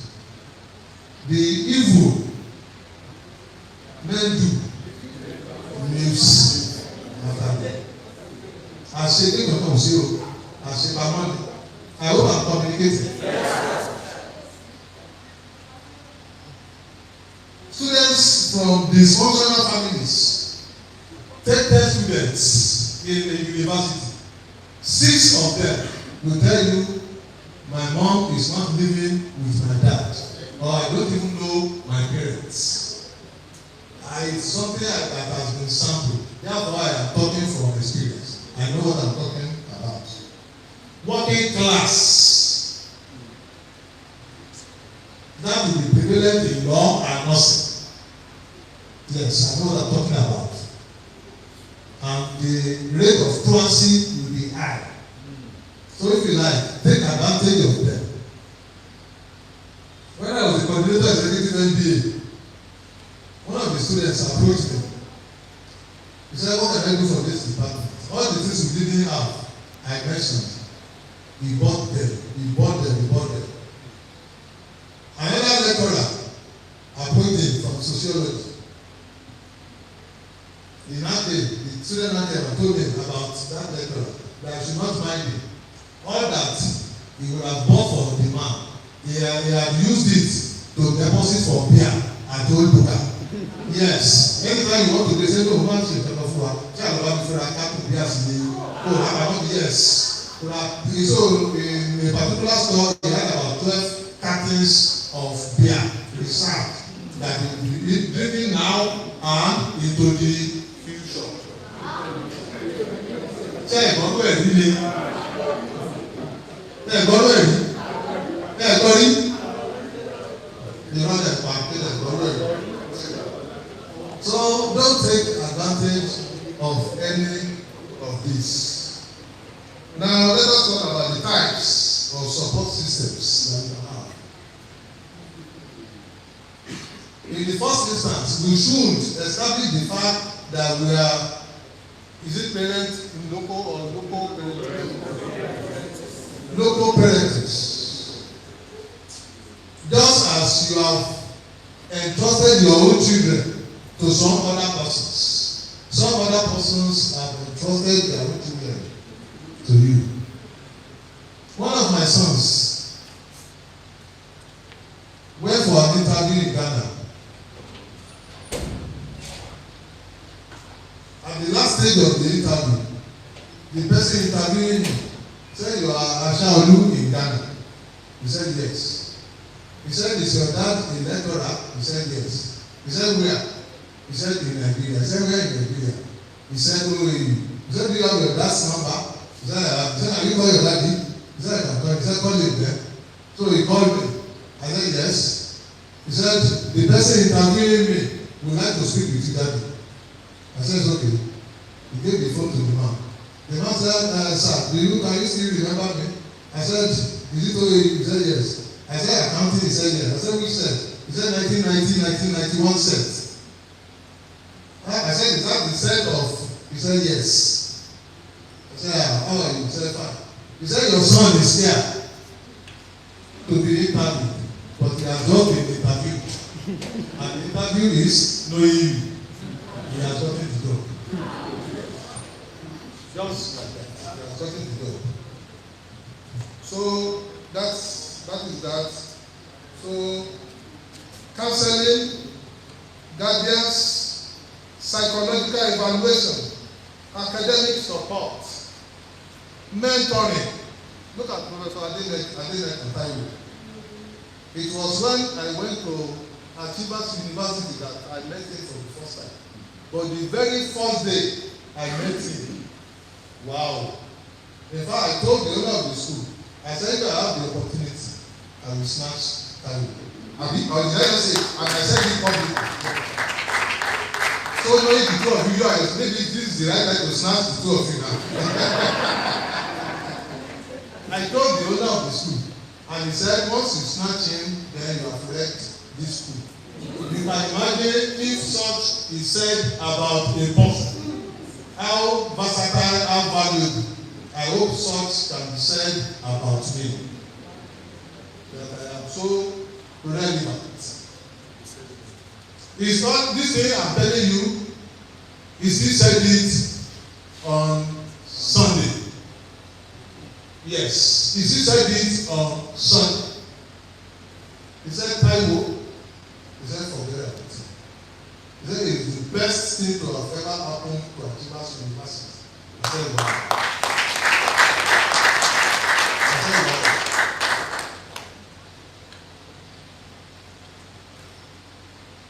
He now asked me, as he arrived in Ilesa, I have really forgotten that he was coming. They don't go to the level. They don't talk back. That is not correct. I said, I have not. He said, so immediately I called him. People know what I will. He said, he's just arriving in Ilesa.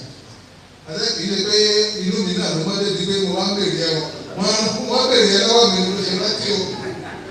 but assist me tell the board chancellor that I asked after you.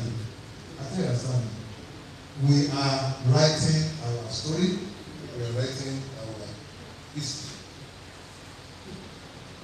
Academic support. No, support them with materials, tutorials, and things like that.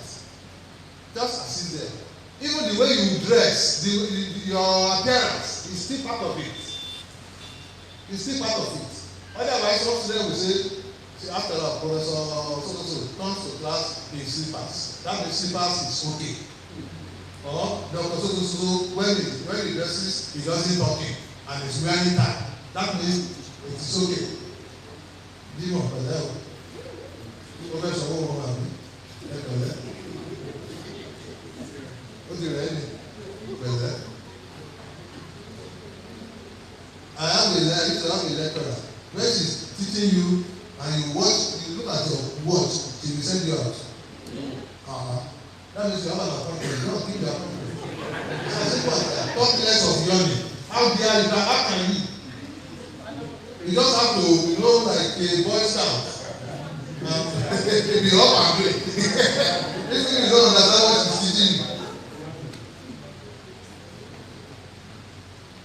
So, mentoring, family engagement, they do that seriously at Achievers University. Family engagement.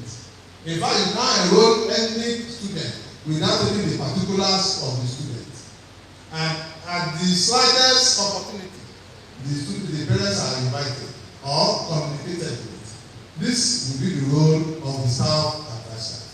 But if you are not, in tune with your students, you don't even know what is wrong with them. Talk less of talking to their parents. What are we talking about? So this role is a serious matter. It's beyond what we're talking. It's beyond what we're talking about.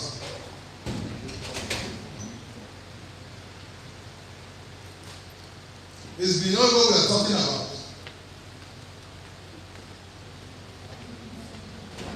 Community partnership. So that students, there will be a smooth relationship between town and gown.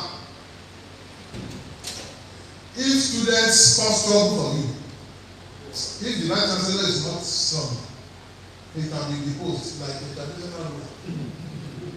Yes, they can be deposed. But if you manage them well, treat them like your own children. Several times our students here, I will just say something to them. Weekend blues. It impresses them a lot. Weekend blues. Say, are you a prophet? You know what is wrong with me. How much did I say? But it's not about the amount. It's about the spirit behind it. After all, the same money I will have used to buy data, Adenegan or MTN in South Africa, who will not even say thank you. Before your credit finishes, they have even stopped you from receiving calls. So, you can just do a comparison. And somebody will say thank you. Compared to Adenegan, who would rather use the money to, don't worry. Who would rather use the money to fly about the universe. Sorry, I will soon be through with my lecture. Sorry, I have taken so much of your time. Providing students.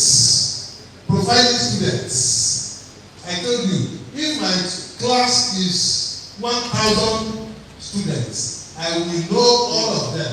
Are you not even surprised the way I have been knowing you?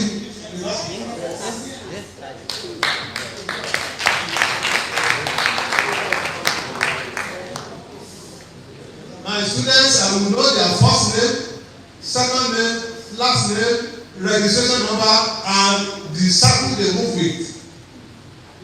So that if I see your group and you are not there, I will ask, so where is Bukola? They will go and tell them, Bukola will never be absent in my class again.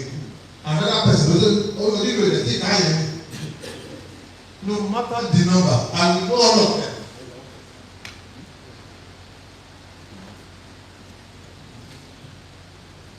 So you have to maintain a relationship with them. Let me just give you this short story, then I will end my lecture. As an undergraduate student, I was an indigent student. I was very, very poor. I had to be selling bread, loaves of bread, as a student. In those days, in Ife, bottles must be shot by 11 p.m. All bottles must be shot by 11 p.m. And students coming back from classes will be hungry. They will want to eat. So I saw that opportunity. I started selling bread and egg. I would have gone to commercial farm by 3 a.m. Those of you that normally wonder, does this man sleep? I don't sleep. For your information. Oh, the moment, Lara. Yes. I would have gone to farm by 3 a.m. That is where you can get cracked eggs. Otherwise, more serious-minded persons will have been there before you, and they will have picked all the cracked ones to remain the good ones, and I can't afford the good ones. So I have to be there 3 a.m. at times 2:30 to get the cracked eggs, 2 or 3 crates. Then business special, yeah, because people coming back around 12 midnight, 1 a.m. I will be frying egg and be selling bread. Now, the bread, 10 loaf. If you finish from the OE, 10 loaf. They normally supply the loaf between 12 noon and 2 p.m. That was how this Baba put his lecture between 12 and 2 p.m. Baba, one I used to be.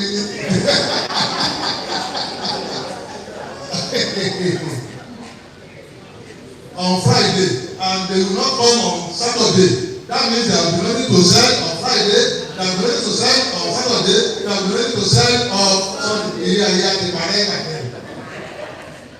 So I went to the Baba, the lecturer. I said, "Sir, your Friday lectures, I will not be opportune to be attending." He said, "Why not?"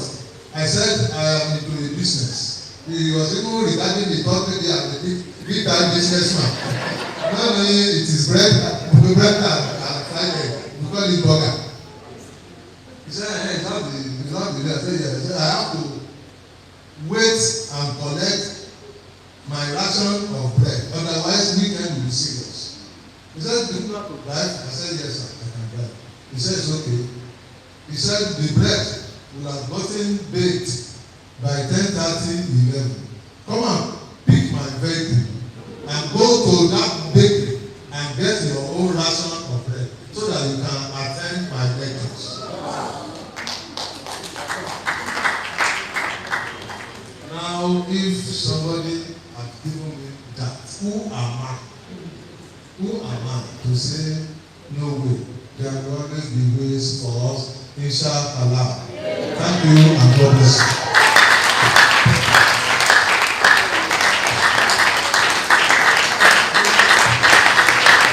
A standing ovation for my VC, please. I was saying, can you beat me? Say, take a round of applause for my VC, please.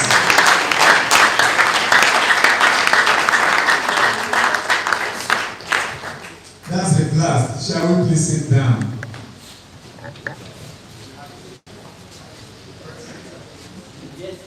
You agree with me that was really a blast and inspiring one from our erudite scholar and vice chancellor and institute administrator.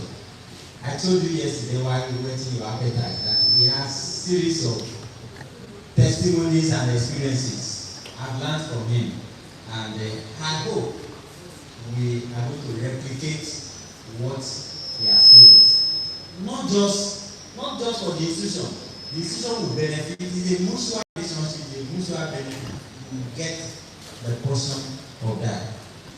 With permission from the Vice Chancellor, we will entertain questions so that we will, if we have comments, just brief one. Brief comments or take advantage of his presence. Mr. Oki Omara. Thank you very much, sir. Professor Asaolu, you can't die now. Because many people will die. It is not only the living that are alive. Many people are living and they are dead. So Prof cannot die now because you are too good to die at this moment. My name is Abimbola Toki. I've been a journalist for 30 years. Prof taught me in my MBA class some few years ago. Before I entered OAU for MBA, I had a mentor. But after I finished my MBA, I changed mentor. I actually wrote him and said, sir, I want to change my mentor. And he gave me a go ahead, and I changed my mentor to Professor Asaolu. Now, when I heard that he had become the Vice Chancellor of the University of Ilesa, I called to congratulate him and I said, Prof, I want to join you. You know I've been a journalist for 3 decades. He said, how? I said, if you could accept to be the pioneer Vice Chancellor of University of Ilesa, I want to join you making the history. And he said, okay, let's see how that will go. And to the glory of God, I'm here today.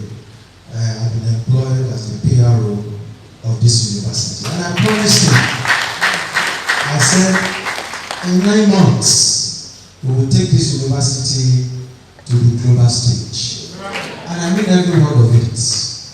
Because I'm ready to put, if I could leave the profession of 30 years to come and join a university that is just starting, you knew the kind of person Prof is. The journey has begun now by the special grace of God. Before 9 months, you will hear the name of this university all over the world. And Professor Asaolu, it's going to happen in your time. You will not die in Jesus' name. Because of you, some of us are still here. God bless you, sir. Thank you very much. Question, comment, while going to the other person. Let me mention this. The publicity you mentioned, I did mention the issue of synergy. All of us are expected to be the PRO. of the institution. And this, the name of this system will fly higher with respect to your relationship. It's relationship that will sell the institution in terms of the way you handle students. If the first year, I'm so excited about the statistics of students that apply there. If the students are well treated, they are the ones that will advertise the university. You spend less on publicity. And if you don't take the advantage of this workshop to play the role this advisory role well, the next admission you just look at it, you just lose die because they will say don't come to that place, it's a bad thing. But I'm very sure with what I've seen in the last 2 weeks of pre-workshop activities and what we started yesterday, I know these are high flyers that will fly the university. I know that by the time we are assessing the institution after the first session, we have good stories to tell. And with your dynamic Vice Chancellor who transformed the College of Social and Management Sciences within the limited time he got there in Ashibas University. If Pro Chancellor had his way, he wouldn't release him, but because he's higher for me, that's why he released him for. We appreciate you, sir. My name is Dr. Adenegan. I'm not asking respect or support for the following reports. The first time I had the opportunity of traveling out, I was in Dubai. A woman was by my side, Professor Mrs. Adenegan, so there's way. I look at the settings, I look at everything I could see. It was a new world, a different world entirely. I say, Madam, I'm seeing a perfect system. Yes, there's no perfect human being, only God is perfect. Professor Taiwo Asaolu is an exceptional leader. Today, I see a leader that excellent. When the Lord was coming in, I wanted to rush in and embrace him, but an instinct told me that you can't do this to this man at this time. And I noticed that the MC, that is the Dean Student Affairs, was keeping repeating it. Can you beat this? Can you beat this? This man is wonderful. I thank God for giving University of Ilesa a man of Professor Asaolu. They are wonderful example for every one of us. And the Lord will continue to spare your life. You complete your, I know that by the time you complete your tenure, I don't know if there will be privilege to continue, but by the time you complete your tenure, this one is going to be OAU. That is the mecca of universities in Nigeria. No, it is wonderful. There's no other way of describing. I don't know what to say. Just to pray for you. I've been exchanging messages with him that we are with you in prayer. The recovery is fast, but it's not that matters. But the Lord is with you. But the Lord is going to be with you. Thanks, sir. Everybody else.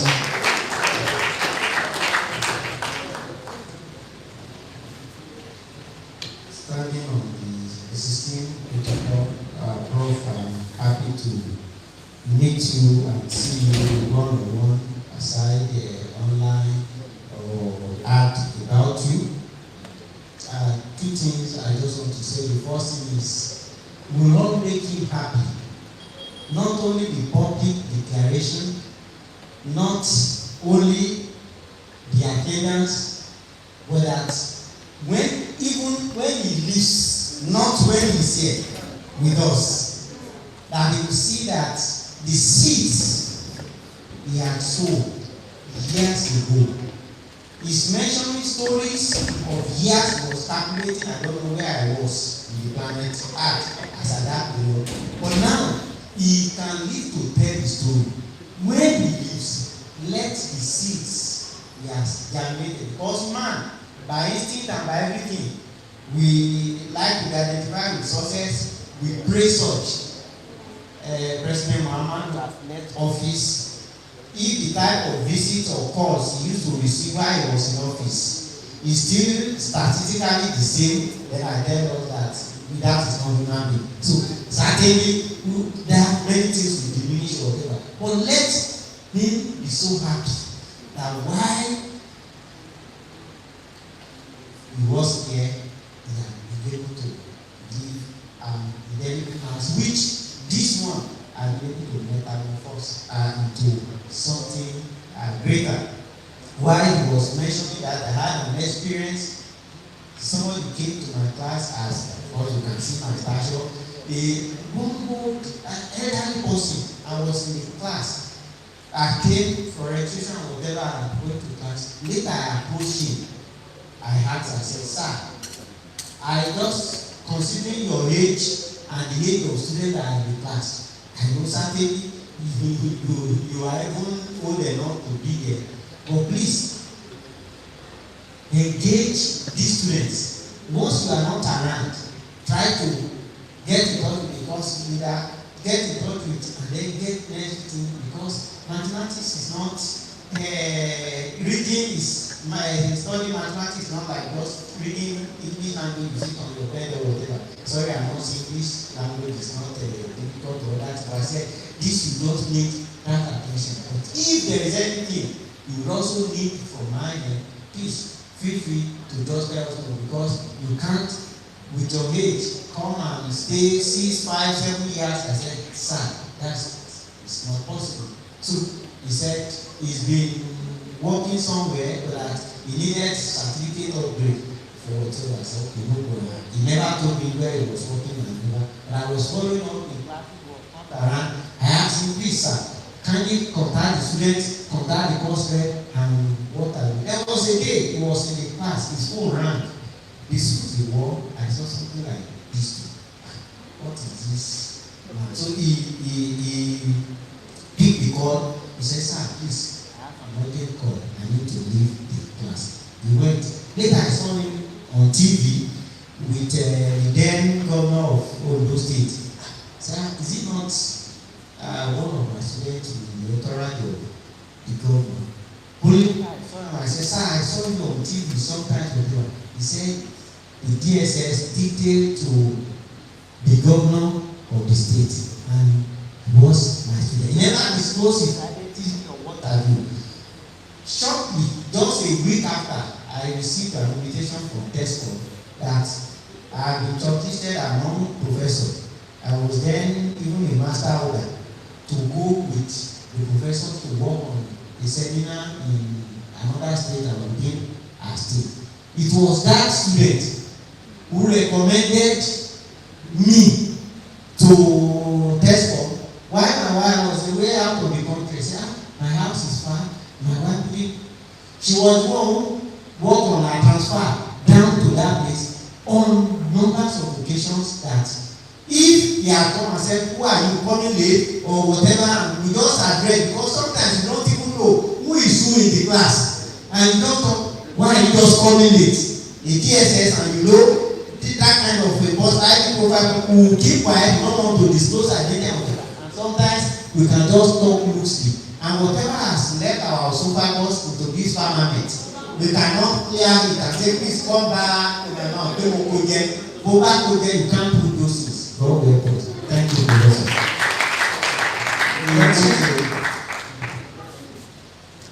My professor, it's good to have you around. And we pray to God Almighty to continue to grant you a quick recovery in Jesus' name. I am forced to ask this question because of the experience I was involved in not quite long ago. Unfortunately, again, I met you discussing that critical aspect. I just want to ask, as an advisor who happened to be an invigilator in an exam, and you observe that a student already had a baby while the exam was about to start.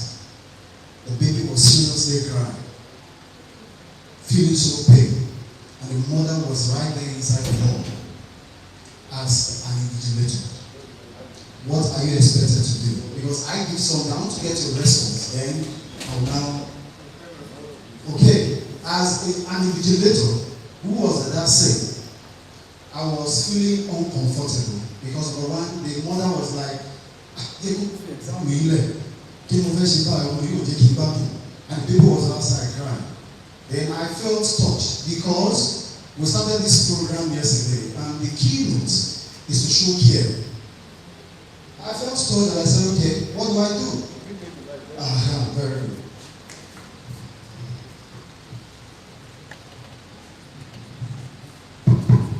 Yeah, thank you very much. And if I say every eye looking towards me, you want to know what I will do. But the truth of the matter, I love babies. My younger ones, I took care of them. I used to back them.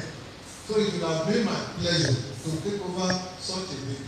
The way I will run the baby, the mother of that baby will invite me to follow her home. I am very serious. Is there any law against assisting a nursing mother? In fact, the way I will run the baby will sleep throughout the exam. I am a caregiver. No, baby, I don't have to nurse. And maybe that's why I have many of them. Thank you. But there is nothing against assisting. You know, I don't say anything or also, no big deal about that. In fact, when you carry the baby and put the baby's head on your shoulder and you move about, the breeze will make the baby, it will just be snoring. Hold on in here. Thank you so much, sir. We want to thank you very sincerely, sir, for creating time to be with us. I'm personally thrilled, and hearing some other stories that I've not heard from you have inspired me. I've voted them again to add the value to my advisory role. Sincerely, sir, coming around to share with us in this workshop has added value to this workshop. Thank you very much, sir. Let us not forget the emphasis laid since yesterday, which the VC mentioned. Why doing this? We are not to compromise. That you are giving, that you are now accessible, everybody can work to you for help does not mean you compromise standard. There is room, and that's why as level advisor, you must be intimated with the policies, the regulations of the university. That is your Bible, that's your Quran, that should guide your relationship, attending to students, guiding them. When you know, then even when you are angry, when you are saying no to students, and they know that you are saying no with love, they will respect you. But some will say, when they are saying no, it will just be as if go to bed. The VC shared something with me. I will share it on the platform. A teacher that was killed by some students. I wouldn't know whether he's sharing on the platform. Yes. So it's not to make people not be afraid or be afraid of it, but you just handle people with dignity. My driver, beyond being a driver, I give him care. I respect his personality. All of us cannot be professors. All of us cannot be doctor. All of us cannot be. It's only in Nigeria that we are crazy about certificates, and then certificate without education. So let us go out in implementing our roles as advisors. That as much as possible, you want to make difference without compromising. At the bursary, at the health center, at the library, at the department, let us do our best. I want to see if we can still take one group. Our lunch is to be 3 o'clock. So we still like to take a group while releasing members of management to attend to other administrative things. But if they still care to be with us, we want to take group 3. My visitor, with your permission, we want to continue with a group presentation before we take our lunch. Group 3, to present on roles and responsibilities of level advisor. I therefore call on that group, chaired by Dean, Faculty of Education, Dr. Oladipo. The rapporteur, the chair of the group, please come forward. The members of the group, please come to your hot seat there. Take care, sir. The first 2 seats are reserved for you. Group 3. Thank you. Please celebrate that group. Dr. Nadiko was the first to start communication on the group platform when the platform were created. I have taken note of all the groups. I said, Registrar said yesterday that some people got prizes at the other time. I said, no, it's not only we are prepared. Some people have tune of 10,000 naira cash. At least I have about 8 categories or 9 categories of students participants like that have cash gift, material gift. At the right time, we will do that. But the members of groups, they are done. Thank you very much, sir. Okay. The Vice Chancellor, the Principal Facilitator, distinguished colleagues. Group 3 is taking the topic, the role and responsibilities of advisors. The group rapporteur will take us through the report of the group and will make contributions as we deem necessary. Over to you, Dr. Ekudari.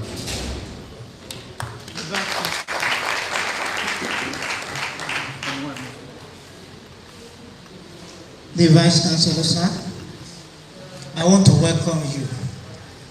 And I want to say at this point it's a privilege to learn under your feet. I schooled in Obafemi Awolowo University, but I want to say you are a rare breed, a different species. And my prayer is that you will not be endangered in Jesus' name. In biology, there's what we call endangered species. Those are set of species that are going into extinction. So you will not go into extinction in Jesus' name. Distinguished speaker, honorable deans, director, HODs, and colleagues. The topic given to us, the role of and the responsibility of a level advisor. It's very funny that every other group are working for this particular group because everything centers around roles and responsibility. So therefore, this group is a very, very important group. When we talk about roles and responsibility of a level advisor, it is innumerable. But I just want to talk about few of it because of our time. Now, one of it is this. Advisors are to provide direction and guide to their for their students' career and educational goal. They are to provide direction. When we talk about providing direction, I want to borrow a leaf from the word of one man called Ziegler. He said, no matter how adventurous you are, you are likely to run into a landmine if you refuse to ask for direction from locals in the city you are entering for the first time. So, we lecturers here, we are locals. Those students coming in, they are on adventure. They have never been here before. They are coming to a different terrain.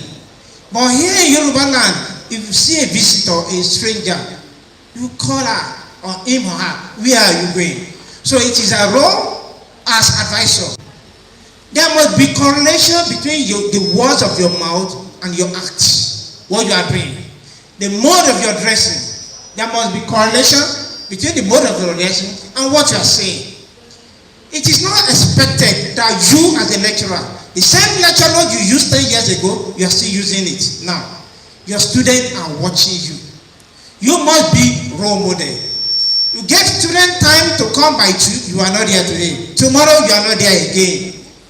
You must be role model to your student. You must lead by example. That is another role of advisor, level advisor. Sorry, I want to keep within the time. 3, advisor must be well informed about current and challenging rules, regulations and requirements of each program, thus helping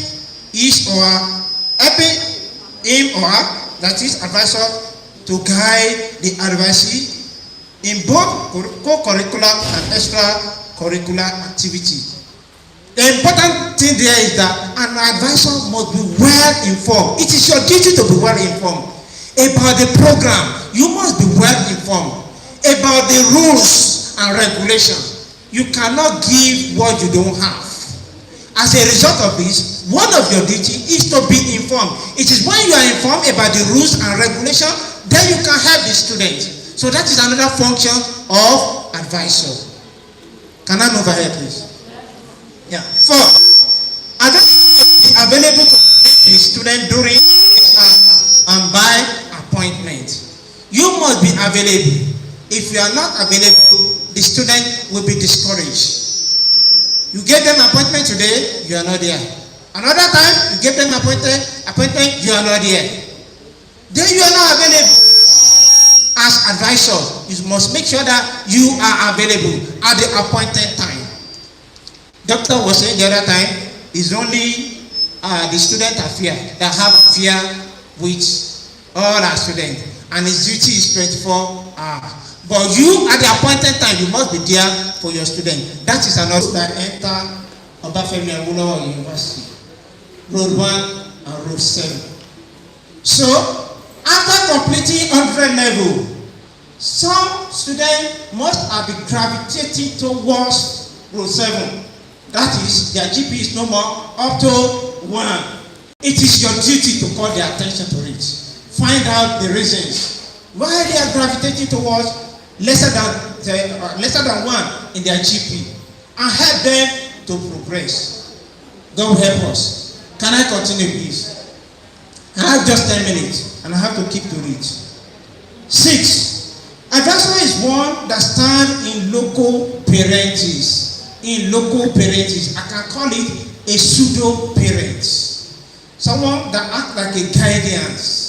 That means you must see to their welfare. You must take care of them like you are taking care of your child, because somebody else somewhere is in that position helping your kid. That is another role. Help them in various spheres of life. Actually, when this program came up, I said, what are we learning in advising? What's so special in it? But I have a 180-degree turn. After the first day lecture, I discovered that the role of advisor covers every facet of life of the student. Number 7, advisor must be concerned about total welfare of the student under his or her guide. Total welfare, everything: the social life, the religious life, the academic life, extracurricular, curricular, everything. Every aspect. And that's why I said earlier that advisor must be well informed. If you are not well informed, there's no way you can take care of this aspect of life of this student. As a result of this lecture, I've got to discover that I need to read some things about psychology. It's very, very important. You must have a little knowledge of psychology in order to help. That's another aspect of life. So, as advisor, we must be able to take care of every sphere of life of our students. Advisor must ensure mentees are not exploited in any form amongst others. Exploitation comes in different forms. Exploitation from colleagues, they are new students just coming in.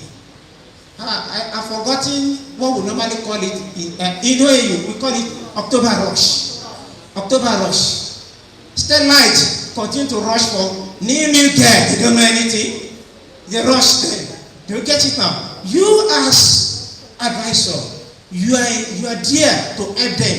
And when these boys are coming, be careful. They are just rushing you. They are not interested in your welfare or your development. It is our duty to call their attention to this. So, we are number 9. Okay. Number 9, advisor must meet with fresher advisee to help them with initial adjustment to university academic life. Adjustment to university academic life. Social adjustment, religious adjustment, academic adjustment, cultural adjustment, different kind of adjustment. Some came from eastern part of the country, whereby when they want to greet their father, Daddy, hello, how are you? Coming to Yoruba land, you must help them to adjust culturally. When you're talking about academics, they are in their secondary school, they are seated in their class, teachers coming in, going out. But here, you must move from one lecture hall to the other. Academic adjustment. And when we talk about social adjustment, interaction with their colleagues, they go to club, all sorts of things. You must help them in adjustment. Different kind of adjustment. And that's why I said earlier that advisor must be well informed.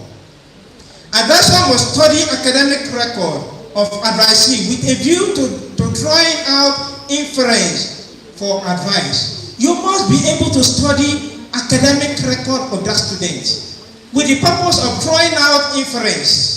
When you look at the results, what kind of graph is he drawing? Is it a vertical parabolic, inverted parabolic, or undulating kind of graph? From what you are seeing, you must be able to draw out inference. When you are having inverted parabolic, that means the student is dropping. Look out for the reason why he or she is dropping and address it. When you have undulating, ordinarily, I remember first semester, all activity runs smoothly. By the time you have second semester, you have different association group coming out, all sorts of things. Mostly second semester, students don't perform very well because they are engaged in different kind of extracurricular activity. So when you see an undulating pattern, a kind of graph that is undulating in nature, you must be able to draw out inference in order to help that student. That is another role of advisor. 12, which is the last one, because I must have exhausted my time. Advisor are to work and guide the position advisee to meet the graduation requirement within an appreciated period of time while preparing them for future goals. Help them, guide them to meet graduation requirements. There are two graduation requirements in OAU. One will take you out through road 1. The other one will take you out through road 7. So you must let your student know. I don't know, we are just fresh in this university. I don't know how many roads enter this school. So we should be able to establish that and let our student know that this road leads to graduation with celebration, and the other road leads to graduation without celebration. So it is important for us to be able to guide our students to meet up with graduation requirement at a specific time. And at this junction, I want to end my point because of our time. Thank you, sir. Let's celebrate with 3 comments and questions on roles and responsibilities of level advisor. Yes, ma'am. You can take your seat with your chair. Come over. My question goes as an advisor, from your presentation, you said an advisor must be able to study his advisee's academic record. Now, practically, what's the method that an advisor can use to monitor an advisee's academic record? Practically. Dr. Ajala. Yes, sir. The question the other time is reserved for this group. So ask that question now. The question I asked you to reserve. Thank you, sir. And if you don't mind, I can combine a very small one. All right. The question I asked the other time was, as a level advisor, there's like everybody, every office has a limit. That what can you do that can be said to be that you have transgressed, that you have trespassed, that you have gone beyond your role. At what point can we say, no, you have gone too far? That you have used the power that doesn't belong to you. Okay? The one I wanted to add is what I just heard from the presenter a few minutes ago. That during the second semester or so, the students don't have enough time for that because there are a lot of activities, right? Okay, I want to put this one on the table. The mistake that some of us commit is that the mistake we make is that we see a student Like, the only reason why he came here is to end up having a certificate. It's only academic. The school is to make the student a total person. What we see anything aside exam, lecture, we see it as a distraction, and it's a big mistake. That is why some of us are limited in life. We are not taught how to live with people, how to make friends, how to visit people. We are not taught, especially the generation that were locked inside the gate, the get inside the generation. You know, all of those things that we see, sporting activities, social activities, shows in school, we see them as a kind of distraction. All of these things combined with academics are things that make a total person. Thank you. The last question. The Vice Chancellor would like to contribute to one of the questions. Please give the microphone to Mrs. Damola. I've been trying to identify you like the VC said on the platform. That's why I said the first thing, introduce yourself. I will try to match your face with your name as much as possible. At least after 4 weeks of interacting with us, you'll be able to know everyone. The workshop does not end yet. And I said we are going to do follow-up to ensure that we have the fruits. Please, your question. Thank you very much. Vice Chancellor and members of the high table and everyone in person. Yes, my question is, I want to ask, I know that God is going to take this university to greater heights. We only have undergraduates now. But by adventure we have postgraduate students in the future. Because this staff advisor stuff applies to PhD master students. I had an experience in OU in 2002, and I regret it each time I remember the experience. I did a master's, I did an MBA in accounting, I defended, and I never graduated. Each time, the regret I had was that had it been someone told me, do this, you would have said, well, I know many of my colleagues there, I'm still doing my PhD now, I know I would have. So, when this program came up, I was thinking, adventure, PhD, master students who will have challenges, and they too will meet, Thank you. Your question is taken. Let's allow the Vice Chancellor to answer for before we come to the group member. Is any of the group 3 member you are free to depart of? Thank you. I just want to make some addition to what Dr. Prof. The question the question is asked that what will you have done that will be construed as going too far. There are too many instances. Some deliberate, some by omission and commission.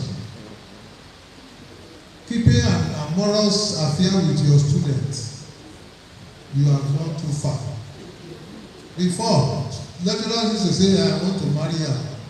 That's why you have to, keep a relationship before you go into marriage. But we have said this several times here. Local parents, ẹṣin ò gbọdọ̀ jẹ́ oríko tó wà ní abẹ́. Even Yorùbá people will say, ó máa reverse ni. Wọ́n bá ti reverse kò ní sí lábẹ́ ìjẹ́kújẹ rẹ̀. It sounds funny, but it is a serious business. We are all aware of a lecturer in OAU who was calling one of his students, and the student was asking him, do you sleep with your wife 5 times? And he said if the opportunity is there, we can even extend it to 6. And the question arose, where is the curriculum for what you are discussing? Is that part of the curriculum? So you can see that you have gone beyond your boundaries. Collecting any stuff, let's face the fact, even though we may all be guilty, that does not stop us from saying the truth. collecting any fact, any stuff. You are only lucky if the student does not complain. Otherwise, in your pocket, it will turn to bribe. No matter what. Even when you are doing anything in your house, ceremony, and students, at times they donate, you must be very careful. You must be very careful. We have colleagues in Ife. I like this your slippers. We will collect it from students. I told you the other time that there is nothing I have not witnessed. I like this your neck chain. You will collect it. I like this watch. You will collect it. What is the model of this your phone? You will collect it and give you your swap the same. I know what I am talking about. Students want to do defense. You give them a list to go and buy this, to go and buy that, to go and buy that. You are robbing yourself. You want to kill yourself. Producing handouts. Producing handouts. You will face disciplinary panel. There are too many things you can do. You just have to learn to walk without shaking your head. And it is very, very difficult. So we must be careful. Now, as staff advisors, the case of Monica in OAU, because all you people had is that so the lecturer involved was sacked. It is more than that. The lecturer came from the Department of Management and Accounting. I am from that department as well. The staff advisors, all of them were called to ICPC in Abuja. The HOD, yes. When you had, what did you do? For your inactivity, you are guilty. For your activity that is not considered effective enough, you are guilty. It is serious. And ICPC wanted to rope in as many staff as possible. So it's just a matter of a student coming to you, no. You close you run away. It is that bad. Okay, I told Dr. So, okay, put it down. You will apply in Abuja. And the university will not support you with logistics. From your bigger salary, you take transportation, you spend 2 or 3 nights in Abuja. When you come back, you will be like a Catholic father. So there are just too many things that you do, and it will be considered that you have gone too far. A student is cheating, and you call the student, and you call you are now the criminal for tearing the evidence. Lawyer, am I right? Yes. For tearing the evidence, you have turned yourself to the criminal. Slapping a student. I mean, 2 weeks ago, a lecturer slapped the lecturer prostrated like,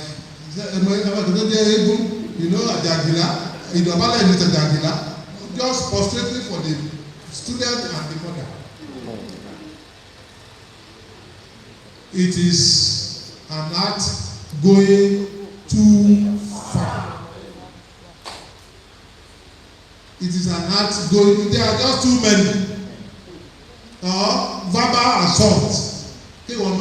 Desire, nonsense person. Ode papas sí ni. Gbogbo àwọn kan báyìí náà lẹ́nu ọ̀gá àwọn náà ẹ̀rọ ẹ̀rọ tó di yé yìí. Gbogbo àwọn ọmọ ọ̀gá jẹ́ bá sọ lódò àmọ́ bó ṣe máa. Kí ìwọ ọmọ yìí ṣe papas lélẹ̀ kí ló wò débẹ̀ ó ti dáná. So we just have to be very, very careful. It is something funny, but I am, aligning my voice with this so that I can say, Shebi, we told you. Shebi, we told you. If students write against you that you have not been coming to class, it's another one. You have not been, because we will be giving them, they will be assessing the lecturer and the lecturer. They will be assessing the lecturer and the lecturer. We tried it in Ife. I have told you this story before. The students wrote it there in the assessment. In that department of management and accounting, they are all useless. Yes, all they know is to harass ladies.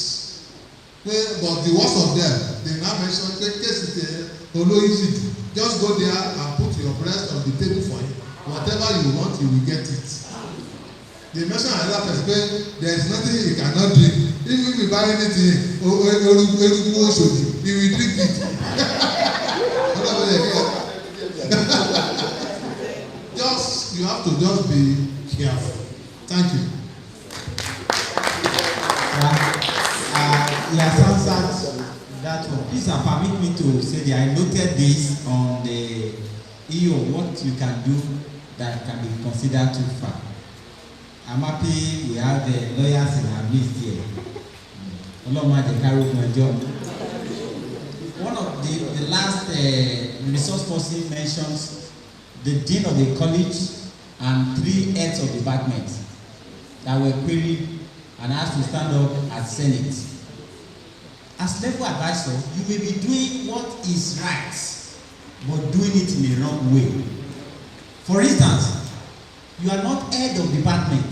You are only standing proxy for HOD. Don't usurp the authority of the head of department. Head of department, you are standing proxy for the dean. Don't go beyond your jurisdiction. Dean is standing proxy for the vice chancellor. So as much as possible, what you want to do, you have not informed your head of department, you think you are the alpha and omega of that situation, and you want to do it without carrying your head of department. When it boomerangs, you will be on your own. The head of department will deny you being level advisor. So as much as possible, when a case comes before you, if it's something within your scope that you can handle that. When you need to report, and then carry the head of department and then where the head of department needs to. Let me say this very clearly. If we can do our work very well, you will reduce stress from management. Some of the issues that management will be tracking 2 hours. If the level advisor has handled it, just something you don't think is small, if it's not well handled, by the time the whole university can pay for it. The whole university can pay for it. I told you of the experience of a student as I was handing over at the dean of student affairs, the student that died, waiting for graduation. But who they know that some of the things I was asked to, of course, got to police station, I was asked to write statement, and then, thank God that we have things that, at least at our end, there is nothing to indict God, there is nothing to destroy the system.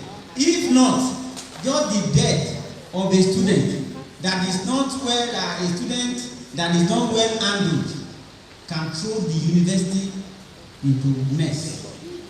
I was telling, before I handed over, I told myself, I said, those people who are approving to stay off campus, even though they are not within the campus, we need a record of where they are renting, the next available students to them. I told you these students died more than 48 hours. Nobody knew. More than, thank you, tomorrow I'm handling. Yes. So I said, as these students are there, we have to be very, very careful. Of course, I'm happy that you are energetic. These students are there, you don't have time. It's there from your work is 24 hours. You keep reporting. So if you are on accommodation matter, as much as possible, people students that are staying off campus. The VC mentioned profiling. One of the things we should do at the beginning of the session is to profile all our students. You should know the one that is breastfeeding, the one that is babysitting, the one that is working, one way or the other, you know, because that will influence your work. So I mentioned a student that died in one of the presentation I made yesterday. That died after she has finished final exam, whatever, waiting for convocation and a professional exam. Died off campus. More than 48 hours that she died, nobody knew. And thinking, when the neighbors went to police station, they asked them, no, you have to go back to the institution. And so at night, I had my breakfast. I didn't eat the breakfast because of the matter was hours we were in police station. Assuming that we have not done what we're supposed to have done, the university would have been in problem. Every record about the student, when the student was sick, when the student took permission to be away from the university, all the records we had. Then when the student was to stay on campus, we had approval to stay on campus, all those things documented. It helped us. So I want to beg you as level advisors, don't put problem or create pressure for management. If you do your bit, a student that she asked a question on record, we gave a group to talk about identifying vulnerable students using records. The records you have, that Senate approved result, they are not meant to just be in file. Level advisor, you should interact with those approved results. Through it, you can analyze and say, this person. I mentioned the case of a student that spent 6 years in the university and left without graduating with just one course. Where is the level advisor? A student that started with 3.78, second class upper in 100 level, all of a sudden having 8, 10 carryover. If level advisor have been consistent in monitoring and following, you will know where the student have made mistake. Or where to, so the approved results, they are not just meant to be in file. You study it and look at how to cancel. It's a big job that you are being given. A part of our recommendation, we have said, thank God we have management team here, that the responsibility allowance should be given, however meager, just to take care of the call and whatever. It's a big one. Management can't reward you for that. But just give your best as much as possible. The reward more than I remember. Prof did not remember the visit didn't mention the one that I've not had other parts of this testimony about Mr. Zakia. It was the one of the burial that he shared with us in Ashiba University about when Daddy was doing the burial and how that student who was given 35,000 naira celebrated the burial more than even the owner of the burial. More just 35,000 naira. So the investment you add in these students will pay off for the university. Note that the federal government cannot solely fund university. But when we can work on these students to produce giant alumni that are great, they will come around, build those things. But if you as level advisor and lecturer, you have destroyed that relationship. The university will not be languishing in pain in terms of finance. But if we have built a sustainable relationship with our interaction with them, they will just come around and donate to the department. So please let's beware, back to my point of going too far. You must note where your limits. Carry your head of department along. Head of department carry the dean along. The dean will speak at Senate. Don't put the dean into prayer at Senate. Whatever needs to be carried along on the matter of student, and then we can do better to arrest EU. Look at what this is told us. They were arraigned and asked, what did you do when you heard about it? So as legal advisor, when you hear about it, you are not to sleep. You are to take action. Please, other questions. Thank you, sir. We also asked questions. The limit can be taken. The question by Mrs. Solomonla, when we have postgraduate students, the issue of level advisor or advisor as lecturers is a continuous thing. And the VC gave us the example of somebody who we assisted, and even at postgraduate class, we learned from that. I also have a personal experience. When I was doing my PhD, I had a very turbulent time. I had 4 supervisors before I graduated. So that will tell you the experience, what would have been to have 4 supervisors at different times.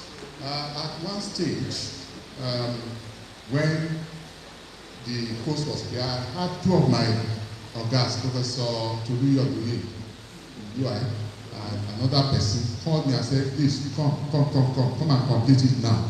The obstacles are over. So there were a lot of obstacles. For somebody to have gone through 4 supervisors, you know what it means. So at any level, you are a mentor, you are an advisor to your mentees, to your students. It doesn't stop at undergraduate level. Then my experience here, in 1993, the then college established what we call student advisors and assistant student advisors. That was what we did then. I was the first assistant student advisor, later to be requested assistant director of student affairs. So when the student affairs was established here, then late Dr. Shegun Adewoye, later Professor Shegun Adewoye of Metal and Material Department in OAU, was the DSA in OAU. So I went to him to go and study what DSA, how they manage DSA in OAU. Now use that template to set up the Directorate of Student Affairs here. And that time, we had a relationship with all the landlords in this environment. So if any student is going to hire accommodation, there was a form we designed in student affairs. They will fill, the landlord will countersign to have the accommodation to the student. And we keep a copy of that form in the directorate, because they were having challenges with the students. If they pay the first deposit, they will no longer pay rent. So when they have issues, they come to the student affairs, we invite the students and we mediate between them. So you can go back to that template which we used at the beginning then in 1993 here in this then College of Education Relation. So that will help the Student Affairs Directorate in profiling and monitoring the students, and particularly the hall wardens and assistant hall wardens. We have a lot to gain from this. Then in terms of exploiting students, I recall when I was admitted into the then College of Education in 1978. There was the first batch that resumed, and we had hosted in the then Bakari House. So when the next batch came, they arrived. You know the mentality of teachers' college in those days. When you come in, the senior will say, if you carry your load on your head, and you know. So when those who came in were our mates, but they didn't know that we were not their seniors. And we did a lot of bullying and harassed them. So a few days later, they found us that we were in the same. But already we had bullied them. So we have stand, oh, you kneel down, family in the evening. So you know that can happen, particularly in the hostels. So the wardens have to be extra vigilant, so that the ones we are admitting are very, very young boys and girls, so that they don't take advantage of them. Now, Dr. Kudari can take one more question and respond. Dr. Ogunwale, is it question or comment? Okay, and that will be the last. Thank you, sir. Standing on the existing protocol, I want to ask a question. That is there any standing rule pertaining to the ratio of the advisor to advisee? That is, how many advisor to a particular candidates? Thank you, sir. Well, it depends on the number of hands that we have, but usually the process is that when you take a level of student, a level, you follow them through to graduation. The experience I had as a student in the University of Nigeria, we had academic advisors. They call it, there is a form we used to fill them during registration, academic advisor form. Our academic advisors will sign it, and the academic advisors will keep your record. Somebody was saying, do they have to monitor their progress? Of course, yes.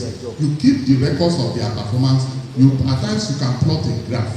If you plot the graph, you might still pass, but you might not be doing very well.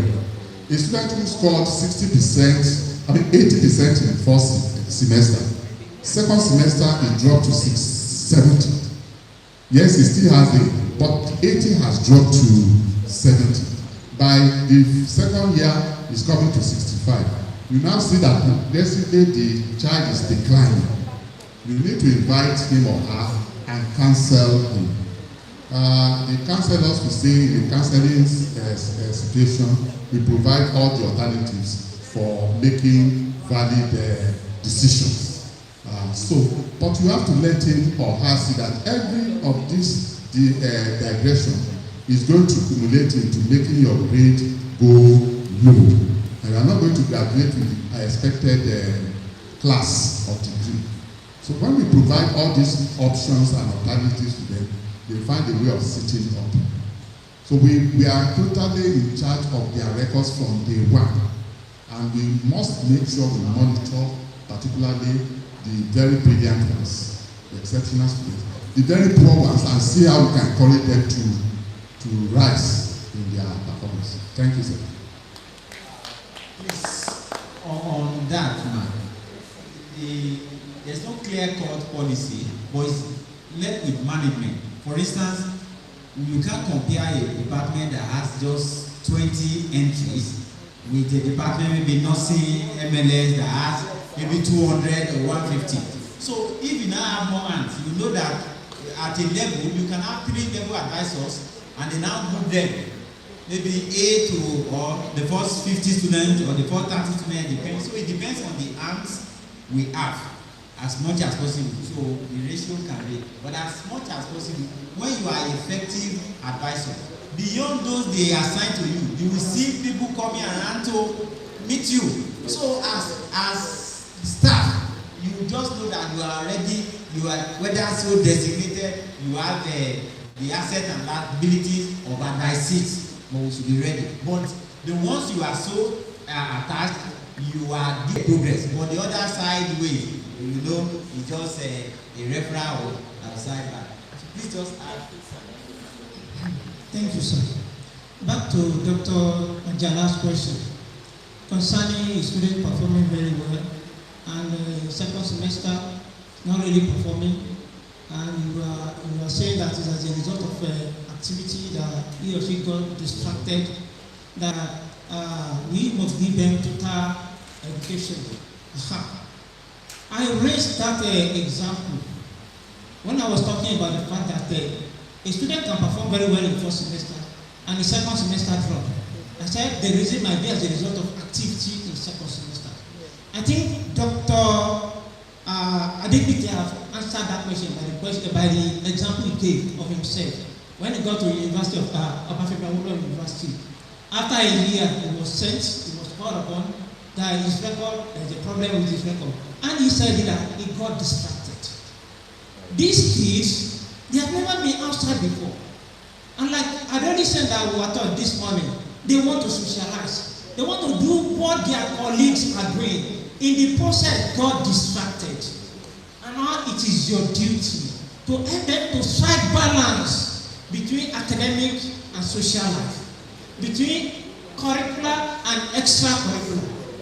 Especially these so-called Christian brothers and sisters. By the time they get to school, they become sister coordinator or brothers coordinator, and they forget about all academic. At the end of the day, they gravitate towards whatever. So you must be able to identify what caused the problem. It could be activity in school. It might not be that. It might be as a result of the fact that he or she has started living couple's life. So we should be able to identify that. Now to Elijah. Elijah was talking about how do we study. It's simple graph, vertical axis, the GP, horizontal axis, level, 100 level, 200 level, 300 level, first semester, second semester in between. First semester, the GP is 4.0. Second semester, the GP is 3.0. No, something is wrong. Something is happening. By the time the students get to 200 level first semester, they still have 2.0, 4.32. Then there is a problem. It's easy to study. You can easily study when students are having problem, and at the same time, you can easily. Okay. And at the same time, you can easily study in which area of specialization is he or she best? By drawing just simple histogram of those courses. He performed very well in fisheries, he performed very well in aquatic and environmental study, and all sorts of things. When you see the trend from the histogram, you can depict something and encourage him. My dear, you can continue your masters in this area. So it is very, very easy to study when you give just simple mathematical analysis. Thank you, sir. Thank you, the MC. Before we, let me just draw our attention to this again as part of the takeaway from this program. Heads of department, when you are approving results that will go to Senate, I mean you are presenting results, getting set, please don't just be in haste to do recommended and take trash to Senate. You know, Senate is not there to start looking detail into detail. It is expected that a lower level at the department you have done your best, at the college level have done the best. You won't expect the vice chancellor, the registrar, members to start doing checking. If there is error and the vice chancellor has signed in error executively and you created it, you are going to do everything we do, we will repeat. If a student who ordinarily, because of carelessness of handlers, a result was mistakenly presented for such. So I want to beg us, it's part of this advice. When you are monitoring a student, that a student is doing well, and all of a sudden, the result was presented at the department, you just saw a CCBB, that should give you what is happening to probe further. And if you are pro and you are satisfied that it is that, then you know it can go. But let's not be in haste to send documents to Senate, to management without scrutiny. It's part of our roles and responsibilities in following the records of students. And with that, it will enable us to have clean records, clean documents. And when you are sending and recommending or sending things upward, you know, things should go, information should go upward, directions should go downward. You know, from their management, they will give us order, or will provide information or whatever. So whatever we are sending up, let's know that we have done our bit. We have cleaned it up, we have checked whatever needs to be checked, and then you recommend that to management, I mean to the higher level. On that note, we are closing this session to come back for group 4, 5, and 6. Once again, we want to thank the Vice Chancellor, the Registrar, the teacher, the bursar, the librarian for being part of this session. We thank you, sirs. So we are clapping for the group that have just finished their presentation. Shall we give them further rounds of applause, please? Lunch is ready and if you start from here. Lunch is ready and if you start from here. Oh, my chairman, you are there. I didn't see you. We have started from there.